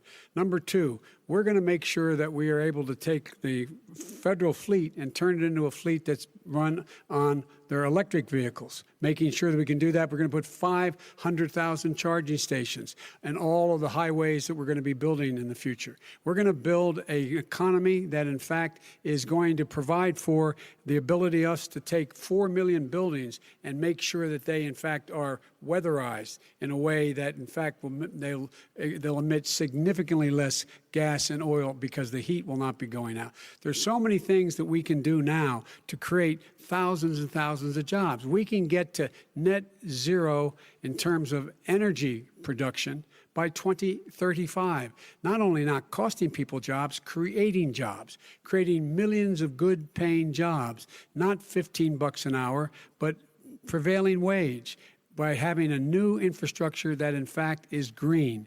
And the first thing I will do, I will rejoin the Paris Accord. I will join the Paris Accord because with us out of it, look what's happening. It's all falling apart. And talk about someone who has no relationship with foreign policy. Brazil, the rainforests of Brazil are being torn down, are being ripped down. More carbon is absorbed in that rainforest than every bit of carbon that's emitted in the United States. Instead of doing something about that, I would be gathering up and making sure we had the countries of the world coming up with $20 billion and say, here's $20 billion. Stop tearing down the forest. And if you don't, then you're going to have significant economic consequences. What about the argument that President Trump basically says that you have to balance environmental interests and economic interests, and he's drawn his line? Well, he hadn't drawn a line. He still, for example, he wants to make sure that methane's not a problem. You can now emit more methane without it being a problem. Methane. This is a guy who says that you don't have to have mileage standards for automobiles that exist now. This is a guy who says that, well, the fact that it's all true. And here's the deal. He's talking about the Green New Deal, and it's not $2 billion or $20 billion, as you said. It's $100 trillion. I'm talking about where they want to rip down buildings and rebuild the building. No, it's the dumbest, most ridiculous. Where airplanes are out of business, where two-car systems are out, where they want to take out the cows too. That's not true either, right? This is a $100 trillion. Look, that's more money than our country could make in 100 years if we're not going the case. All right, let me destroy our because country. I actually wait a minute, sir. I actually have studied your plan, and it includes upgrading 4 million buildings, weatherizing 2 million homes over 4 years, building 1.5 million energy-efficient homes. So the question becomes: the president is saying, I think some people who support the president would say that sounds like it's going to cost a lot of money and hurt the economy. What it's going to do is going to create thousands and millions of jobs, good-paying jobs. But let him finish, sir. He doesn't know how to do that. $100 billion. The fact is, it's going to create millions of good-paying jobs, and these tax incentives for people to weatherize, which he wants to get rid of. It's going to make the economy much safer. Look how much we're paying now to deal with the hurricanes. By the way, he has an answer for hurricanes. He said maybe we should drop a nuclear weapon on them. They may. I never said that. That's at all. He did say. You made it up. And here's the deal. You make up. We are going to be in a position where we can create hard, good jobs by making sure the environment is clean and we all are in better shape. We spend billions of dollars on floods, hurricanes, rising seas. We're in real trouble. Look what's happened just in the Midwest with these storms that come through and wipe out entire sections and counties in Iowa. They didn't happen before. They're because of global warming. We make up 15% of the world's problem. But the rest of the world, we've got to get them to come along. That's why we have to get back into the Paris Accord. All right, gentlemen. Wait a minute, Chris. So why didn't he do it for 47 years? You were vice president. Why didn't you get the world? China sends up real dirt into the air. Russia does. India does. They all do. We're supposed to be good. And by the way, he made a couple of statements. The Green New Deal is $100 trillion. That is not not $20 my billion. plan. That's the Green New you want to Deal rebuild every is building. not my plan. You want to rebuild every. If he knew anything about, He made a statement about the military. He said, "I said something about the military." He and his friends made it up, and then they went with it. I never said it. Okay. That is what not he true. did is he You're done in said this segment. he called the military stupid bastards. I and he did said not it on say tape. He said Mr. stupid Please, bastards. He said it. Stop. I would never say that to the military. Play it. Go ahead. Mr. Vice President answered his final question. The final question is, I can't remember which of all his rantings. I'm having a little trouble myself. But and about the economy and about this question of what it's going to cost. The economy. I mean, the Green New Deal and the idea of what your environmental changes will do. The Green New Deal will pay for itself as we move forward. We're not going to build plants that, in fact, are great polluting plants. So do you support the Green New Deal? Pardon me? You support that? No, I don't support the Green New Deal. You don't? Oh, well, that's a big statement. I That support means you the just Biden. lost the radical left. I You support the don't. Biden plan that I put forward. Okay. The Biden plan, which is different than what he calls the radical Green New Deal. All right, gentlemen, final segment. Trump talked about forest floors covered with dead trees. You drop a cigarette in there, and then he talked about global warming, something. Forest management, good forest management. Every year I get a call. California's on fire.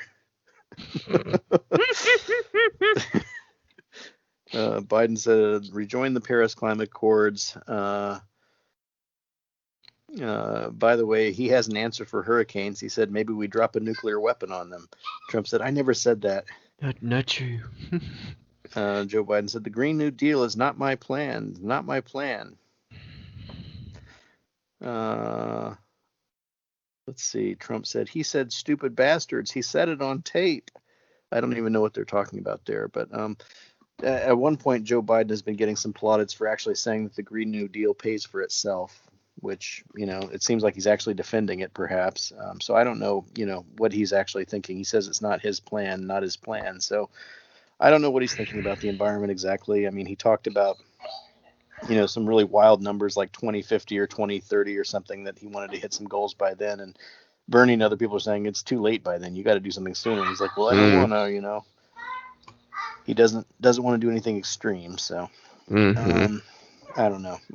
Again, stupid bastards. He said it on tape. I don't know what he was talking about there. It was probably just a shouting over each other match at that point. Mm-hmm. The final question was election integrity. There was another. Election integrity. As we meet tonight, millions of Americans are receiving mail-in ballots or going to vote early. How confident should we be that this will be a fair election? And what are you prepared to do over the next 5+ weeks? Because it'll not only be to Election Day, but also counting some ballots, mail-in ballots after Election Day. What are you prepared to do to reassure the American people that the next president will be the legitimate winner of this election? In this final segment, Mr. Vice President, you go first. Prepared to let people vote. They should go to iwillvote.com. Decide how they're going to vote, when they're going to vote, and what means by which they're going to vote. His own Homeland Security Director, and as well as the FBI Director, says there is no evidence at all that mail-in ballots are a source of being manipulated and cheating. They said that. The fact is that there are going to be millions of people because of COVID that are going to be voting by mail-in ballots, like he does, by the way. He sits behind the Resolute desk and sends his ballot to Florida, number one. Number two, we're going to make sure that those people who want to vote in person are able to vote because enough poll watchers are there to make sure they can socially distance. The polls are open on time, and the polls stay open until the votes are counted. And this is all about trying to dissuade people from voting because he's trying to scare people into thinking that it's not going to be legitimate. Show up and vote. You will determine the outcome of this election. Vote, vote, vote. If you're able to vote early in your state, vote early. If you're able to vote in person, vote in person. Vote whatever way is the best way for you, because he cannot stop you from being able to determine the outcome of this election. And in terms of whether or not when the votes are counted, and they're all counted, that will be accepted. If I win, that will be accepted. If I lose, that'll be accepted. But by the way, if in fact he says he's not sure what he's going to accept, well, let me tell you something. It doesn't matter, because if we get the votes, it's going to be all over. He's going to go. He can't stay in power. It won't happen. It won't happen. So vote. Just make sure you understand you have it in your control to determine what this country is going to look like the next 4 years. Is it going to change, or you get 4 more years of these lies? Mr. President, 2 minutes. So when I listened to Joe talking about a transition, there's been no transition from when I won. I won that election. And if you look at crooked Hillary Clinton, if you look at all of the different people, there was no transition, because they came after me trying to do a coup. They came after me spying on my campaign. They started from the day I won, and even before I won, from the day I came down the escalator with our First Lady. They were a disaster. They were a disgrace to our country. And we've caught them. We've caught them all. We've got it all on tape. We've caught them all. And by the way, you gave the idea for the Logan Act against General Flynn. You better take a look at that, because we caught you in a sense. And President Obama was sitting in the office. He knew about it too. So don't tell me about a free transition. As far as the ballots are concerned, it's a disaster. A solicited ballot, okay, solicited is okay. You're soliciting, you're asking, they send it back, you send it back. I did that. If you have an unsolicited, they're sending millions of ballots all over the country. There's fraud. They found them in creeks. They found some with the name Trump, just happened to have the name Trump just the other day in a waste paper basket. They're being sent all over the place. They sent 2 in a Democrat area. They sent out 1,000 ballots. Everybody got 2 ballots. This is going to be a fraud like you've never seen. The other thing, it's nice on November 3rd, you're watching and you see who won the election. And I think we're going to do well because people are really happy with the job we've done. But you know what? We won't know. We might not know for months because these ballots are going to be all over. Take a look at what happened in Manhattan. Take a look at what happened in New Jersey. Take a look at what happened in Virginia and other places. They're not losing 2%, 1%, which, by the way, is too much. An election could be won or lost with that. They're losing 30 and 40%. It's a fraud, and it's a shame. And can you imagine where they say you have to have your ballot in by November 10th? November 10th. That means that's 7 days after the election, in theory, should have been announced. Okay. We have major states with that, sir, all run by Democrats. 2 minutes is 2 minutes. All run by Democrats. It's President Trump, it's a rigged election. You're going to be able to continue. You have been charging for months that mail-in balloting is going to be a disaster. You say it's rigged, that it's going to lead to fraud. But in 2018, in the last midterm election, 31 million people voted mail-in voting. That was a quarter, more than a quarter of all the voters that year cast their ballots by mail. Now that millions of mail-in ballots have gone out, what are you going to do about it? And are you counting on the Supreme Court, including a Justice Barrett, to settle any dispute? Yeah, I think I'm counting on them to look at the ballots, definitely. I hope we don't need them in terms of the election itself. But for the ballots, I think so. Because what's happening is incredible. I read today, where at least 1% of the ballots for 2016 were invalidated. They take them, we don't like them, we don't like them. But what are you going to do about it? If there are millions of ballots going out right now, what you do is you go and vote. You do a solicited ballot, and that's okay, or you go and vote. I'm asking you about the fact that millions of people... You go and vote. You go and vote. But what I'm saying is, what are you going to do about the fact that millions of people... You either do, Chris, a solicited ballot where you're sending it in, they're sending it back, and you're sending... They have mailmen with lots of it. Did you see what's going on? Take a look at West Virginia, mailmen selling the ballots. They're being sold. They're being dumped in rivers. This is a horrible thing for our country. This is not going to end well. There is no evidence this is not going Vice to President end well. Biden, 5 states have had mail-in sir. ballots for the last decade or more. 5, including 2 Republican states. And you don't have to solicit the ballot. It's sent to you. It's sent to your home. What they're saying is that it has to be a postmark by election day. If it doesn't get in till the 7th, 8th, 9th, it still should be counted. He's just afraid of counting the votes because he knows the outcome. You're wrong. I want to continue with you on this, Vice President Biden. Chris, he's so wrong when he makes a statement like that. Excuse me. Vice President Biden, the biggest problem, in fact, over the years with mail-in voting has not been fraud historically. It has been that sizable numbers, sometimes hundreds of thousands of ballots are thrown out because they have not been properly filled out, or there is some other irregularity, or they missed the deadline. So the question I have is, are you concerned that the Supreme Court with a Justice Barrett will settle any dispute? I'm concerned that any court would settle this because here's the deal. When you get a ballot and you fill it out, you're supposed to have an affidavit. If you didn't know, you have someone say that this is me. You should be able to, if in fact you can verify that's you before the ballot is thrown out, that's sufficient to be able to count the ballot because someone made a mistake and not dotting the correct I. Who they voted for, testify, say who they voted for, say it's you. That is totally legitimate. All right. Excuse me, Chris, when you have 80 million ballots, I have a final Senate question. and swamping the system, you know it can't be done. You know it can't, and already there's been so fraud. now, mail service delivers wait a minute, gentlemen. The final question is: in 8 states, we can keep talking. In 8 states, election workers are prohibited currently by law. 8 states from even beginning to process ballots, even take them out of the envelopes and flatten them until Election Day. That means that it's likely, because there's going to be a huge increase in mail-in balloting, that we are not going to know on election night who the winner is, that it could be days, it could be weeks, could be months, until we find out who the new president is. So first for you, sir, finally for the vice president, I hope neither of you will interrupt the other.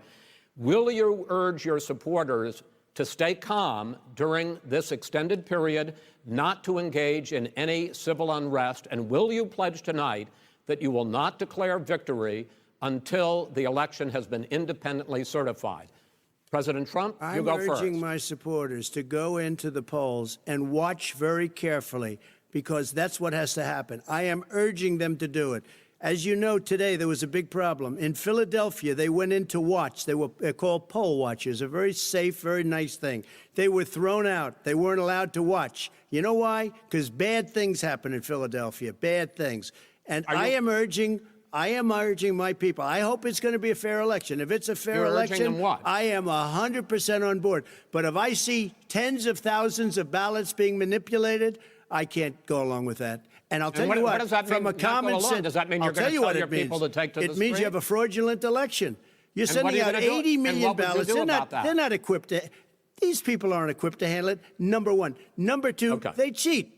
They cheat. Hey, they found ballots in a waste paper basket 3 days ago, and they all had the name military ballots. They were military. They all had the name Trump on them. Vice President you think Biden, that's good? Vice President Biden, final question for you. Will you urge your supporters to stay calm while the vote is counted, and will you pledge not to declare victory until the election is independently certified? Yes, and here's the deal. We count the ballots, as you pointed out. Some of these ballots in some states can't even be opened until Election Day. And if there's thousands of ballots, it's going to take time to do it. And by the way, our military, they've been voting by ballots since the end of the Civil War, in effect. And that's what's going to happen. Why was it not? Why is it for them somehow not fraudulent? It's the same process. It's honest. No one has established at all that there is fraud related to mail-in ballots, that somehow it's a fraudulent process. It's already been established. Take a look at Carolyn Maloney's race. I asked you had an opportunity to respond. Carolyn Maloney. Go ahead. They have no idea what happened. Vice President Biden, go ahead. He has no idea what he's talking about. Here's the deal. The fact is, I will accept it, and he will too. You know why? Because once the winner is declared, after all the ballots are counted, all the votes are counted, that'll be the end of it. That'll be the end of it. And if it's me, in fact, fine. If it's not me, I'll support the outcome. And I'll be a president not just for the Democrats. I'll be a president for Democrats and Republicans. And this guy, I want to see an honest ballot count. Gentlemen, you say that's the end of it? This is the end of this debate? Honest ballot count. We're going to leave it there. To be continued as in more debates as we go on. President Trump, Vice President Biden, it's been an interesting hour and a half. I want to thank you both for participating. Major situation here, I think. Biden said mail-in voting has no problem. Trump does it in Florida. Show up and vote, vote, vote, vote, early, in person, whatever way is best for you. Trump said, solicited ballots, not unsolicited ballots. We found ballots in a creek. You go and vote like they used to. Mailmen are selling the ballots. Wow. I don't know what in God's name he's talking about. Mailmen are selling the ballots. It's totally insane. The ballots in the creek, like they found like 9 ballots or something. They were all pro-Trump or something. But the thing was, from what I heard, it was like in that state, like the Republican governor, somebody had said that they couldn't accept mail-in ballots or something. So those ballots were thrown out legitimately, it seems like. I don't know. There was that was like a flash in a pan story. Again, it's the one thing that, of course, Donald Trump's going to hinge his entire anti-mail-in ballot campaign on. But it was like a situation where in that state mail-in ballots couldn't be accepted or something. So those ballots were going to be thrown out anyways. I have no idea how they wound up in a creek. I think probably people need to be investigated, but because it was probably planted there by Trump supporters, found there by Trump supporters. It said, I have a feeling there's a story there. I don't know. I don't know the whole story, but that would be very curious. Let's see. Biden said, I'm concerned that any court would settle this. Wallace said it could be days, it could be weeks. And Trump helped out. It could be months that they don't know the election result. Let's see. Then Wallace said, it will take time to get results. Will you urge your supporters to stay calm and be peaceful and patient? And Trump said, I am urging my supporters to go in and watch the polls. So obviously he's urging his people to do voter intimidation is basically what it is. Nobody in Trump's orbit is qualified to even know how to watch the polls for any kind of voting irregularities. Like, what would they even be looking for? It's just a total transparent attempt to voter intimidation. Have a bunch of Proud Boys out there with ARs, like staring menacingly at black people or people with Biden paraphernalia wearing, I don't know how it'll go down, but like obviously. That's what he's going for. Joe Biden said military ballots have been mail-in since the Civil War. No record of fraud. Some states don't even open the ballots until after Election Day, so there would be some delays. That was kind of the end of the debate as far as my notes go. Again, sorry we kind of ran through that, but it was just a bunch of utter insanity. A lot of it. So yeah. Oh, I'm looking at the ballot in the creek thing. Apparently happened in Wisconsin. There were some mail-in ballots found on September 21st. In the Outagagamie County, wherever you say that, in Wisconsin. But yeah, apparently, I mean, there's something to that, but that's like probably like a handful. I don't think this is a real issue. I mean, it's obvious. I think it was like 9 ballots is what I heard. Yeah, right? it was 9 ballots. Like, I don't know what's going on there. It's not going to turn an election. Yeah, no. And unless you like investigate it, unless you can find somebody went out there and purposefully threw away 9 ballots because they were Trump ballots. In a district where that would have made a difference, like then I don't see the story there. Yeah. But they want there to be stories like that so they can justify their voter suppression. I mean, that's the point. So yeah. I often wonder how do Republican things get so far in courts and stuff? Because like they assert all this bullshit with no evidence. And I'm like, at a certain point, when you're insisting on something, you have to present some evidence, right? Like, so if you go to court and say we can't have mail-in ballot because of election fraud, they're going to say, okay, prove election fraud. They can't do it. So at that point, why doesn't the judge say, no, okay, you didn't provide any proof, throw it out of court. We're not doing this, Like, I'm just kind of curious, like, how do they always get these things? Is just, I don't know. I mean, it doesn't cost anything hardly to file a lawsuit to gum things up, so I don't know that you necessarily even have to do more than just file it and hope that it wastes the other side's time, or what I mean. I don't necessarily know if you need to have a good argument once you get there. So I know there's several hundred lawsuits already happening. So. But. Oh, another thing that happened right before the debate, a couple days before, and again, this is like the 5th thing, and it was something else I forgot about because again, we remember the tax thing. Somebody had found footage. I think Mother Jones or somebody had found footage of Trump's deposition or something in his Trump University case. I heard or about whatever. that. And there's 20 or 30 minutes of him just lying and bullshitting and being a very bad boy, basically. Now, do you feel that your attention to details has kept your memory sharp? No, my memory's good. Well, you've described it as being better than good, right? Yeah, it's good. It's the same. I have a good memory.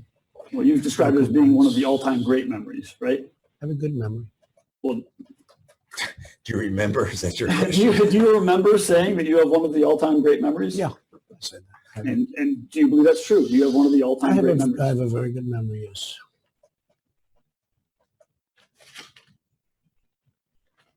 Do you believe you have one of the best memories in the world? That I can't tell you. I can't talk for other people, but I have a good memory. Well, you've stated, though, that you have one of the best memories in the world. I don't know. Did I use that expression? Yes. Where? Could I see it?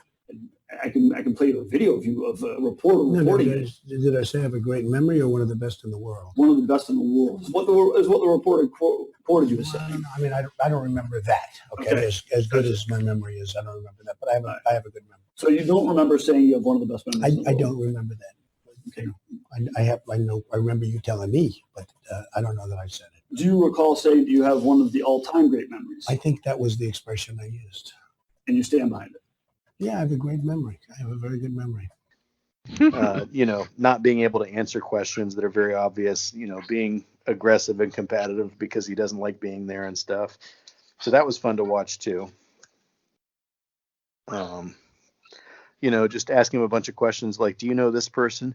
No, I don't know. I don't know anybody's name. Do you know if they were like a student? Do you know if they were one of your instructors who you said you personally knew?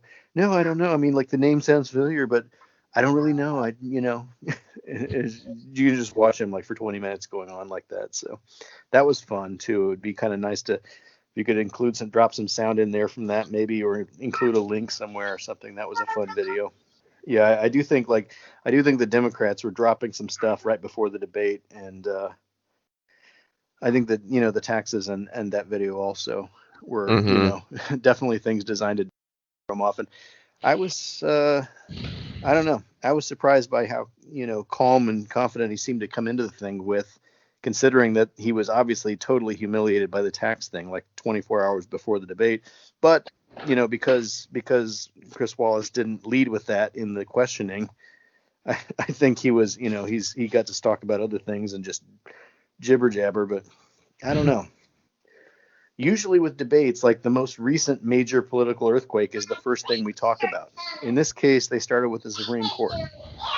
So I think that kind of dulled the effect of the tax drop, actually. Yeah.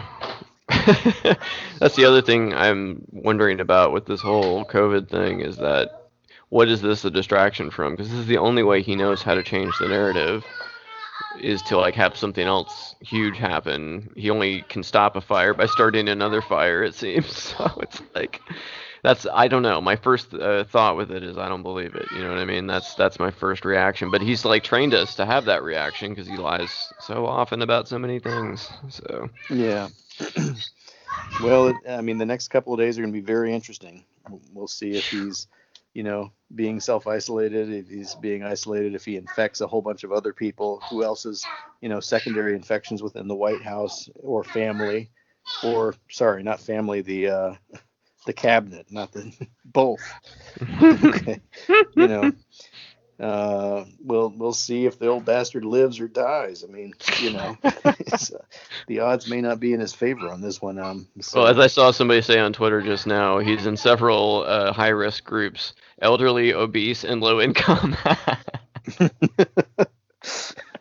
That's good. I know, I like that one.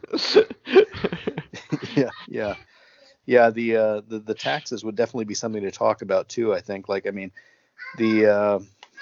Yeah, it looks like, it looks like he's several $100 million in debt, and some people have speculated it may be up to $1 billion even. It may be much more than that. So, yeah, it's like, yeah, we voted for this. People, not we, but people voted for this guy because they thought he was a billionaire businessman, and we didn't know if it was $1 billion or $6 billion or $8 billion or $10 billion. But the reality may have been he was never a billionaire at all. Somehow he had some money, but he was basically running a tax avoidance scheme where he kept himself, in debt for periods of time. And he's going to say that that's smart. We'll see. So, yeah. And I don't really care. I don't think you should have to be a billionaire to become the president, but this is what he staked his candidacy on, though. Yeah, this is why a lot of people thought he was so smart and he was going to fix everything. I think we've covered a lot here, Bob. I think we got the Supreme Court, Trump taxes, Trump deposition video, Trump got COVID, Trump debates poorly. I think the Trump cinematic universe is all caught up. I don't even know if there's going to be a vice presidential debate now because, I mean, Mike Pence has been exposed too, right? I mean, I don't know. I don't think. Do you think there's going to be even more debates at all between any of them? I don't think so. I think it's done. Yeah, it seems like this probably would kind of put the end on some of the debates. I mean, the vice presidential, I haven't heard that Pence has been exposed or not. That'll be interesting. Well, I sent you in the, I don't know if you can see the chat window, I sent you that graphic I was talking about with Hope Hicks, who all the people she's exposed to since she's had it. So. Yeah. Well, I'm sure, I mean, what I understand, these people are getting tested every day anyway. So, and I'm sure they've all been tested now. So, yeah, within 24 hours or something, we should definitely know if more people were exposed or more people were infected. But right. Yeah, but well, I'm gonna work very hard to get this out today, even with all the clips and stuff. So I'm gonna start editing Toot Sweet because before anything else happens in the world, please stop this. I want to get off. Yeah, if he dies with COVID, we might as well just throw this one in the can. I know, right? There's no point.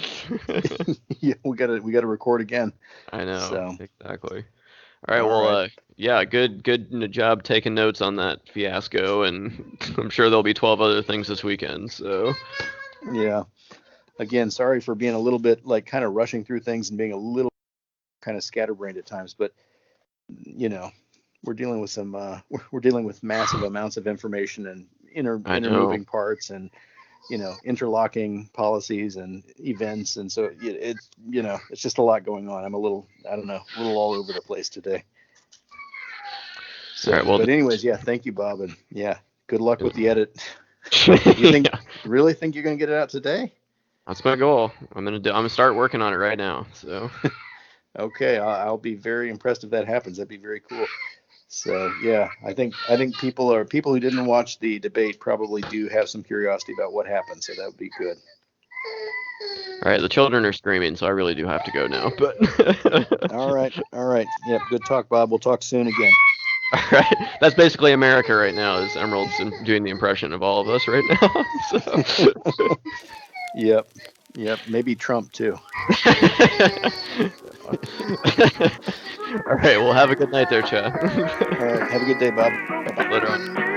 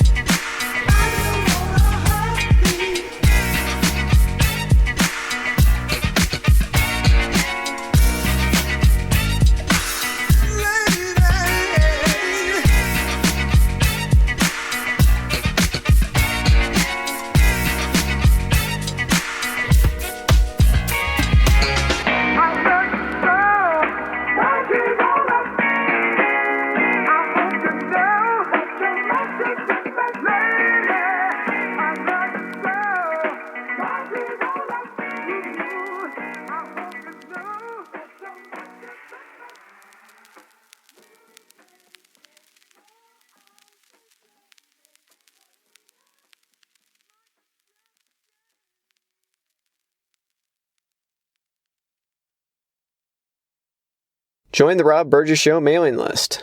Go to tinyletter.com/The Rob Burgess Show and type in your email address. Then respond to the automatic message.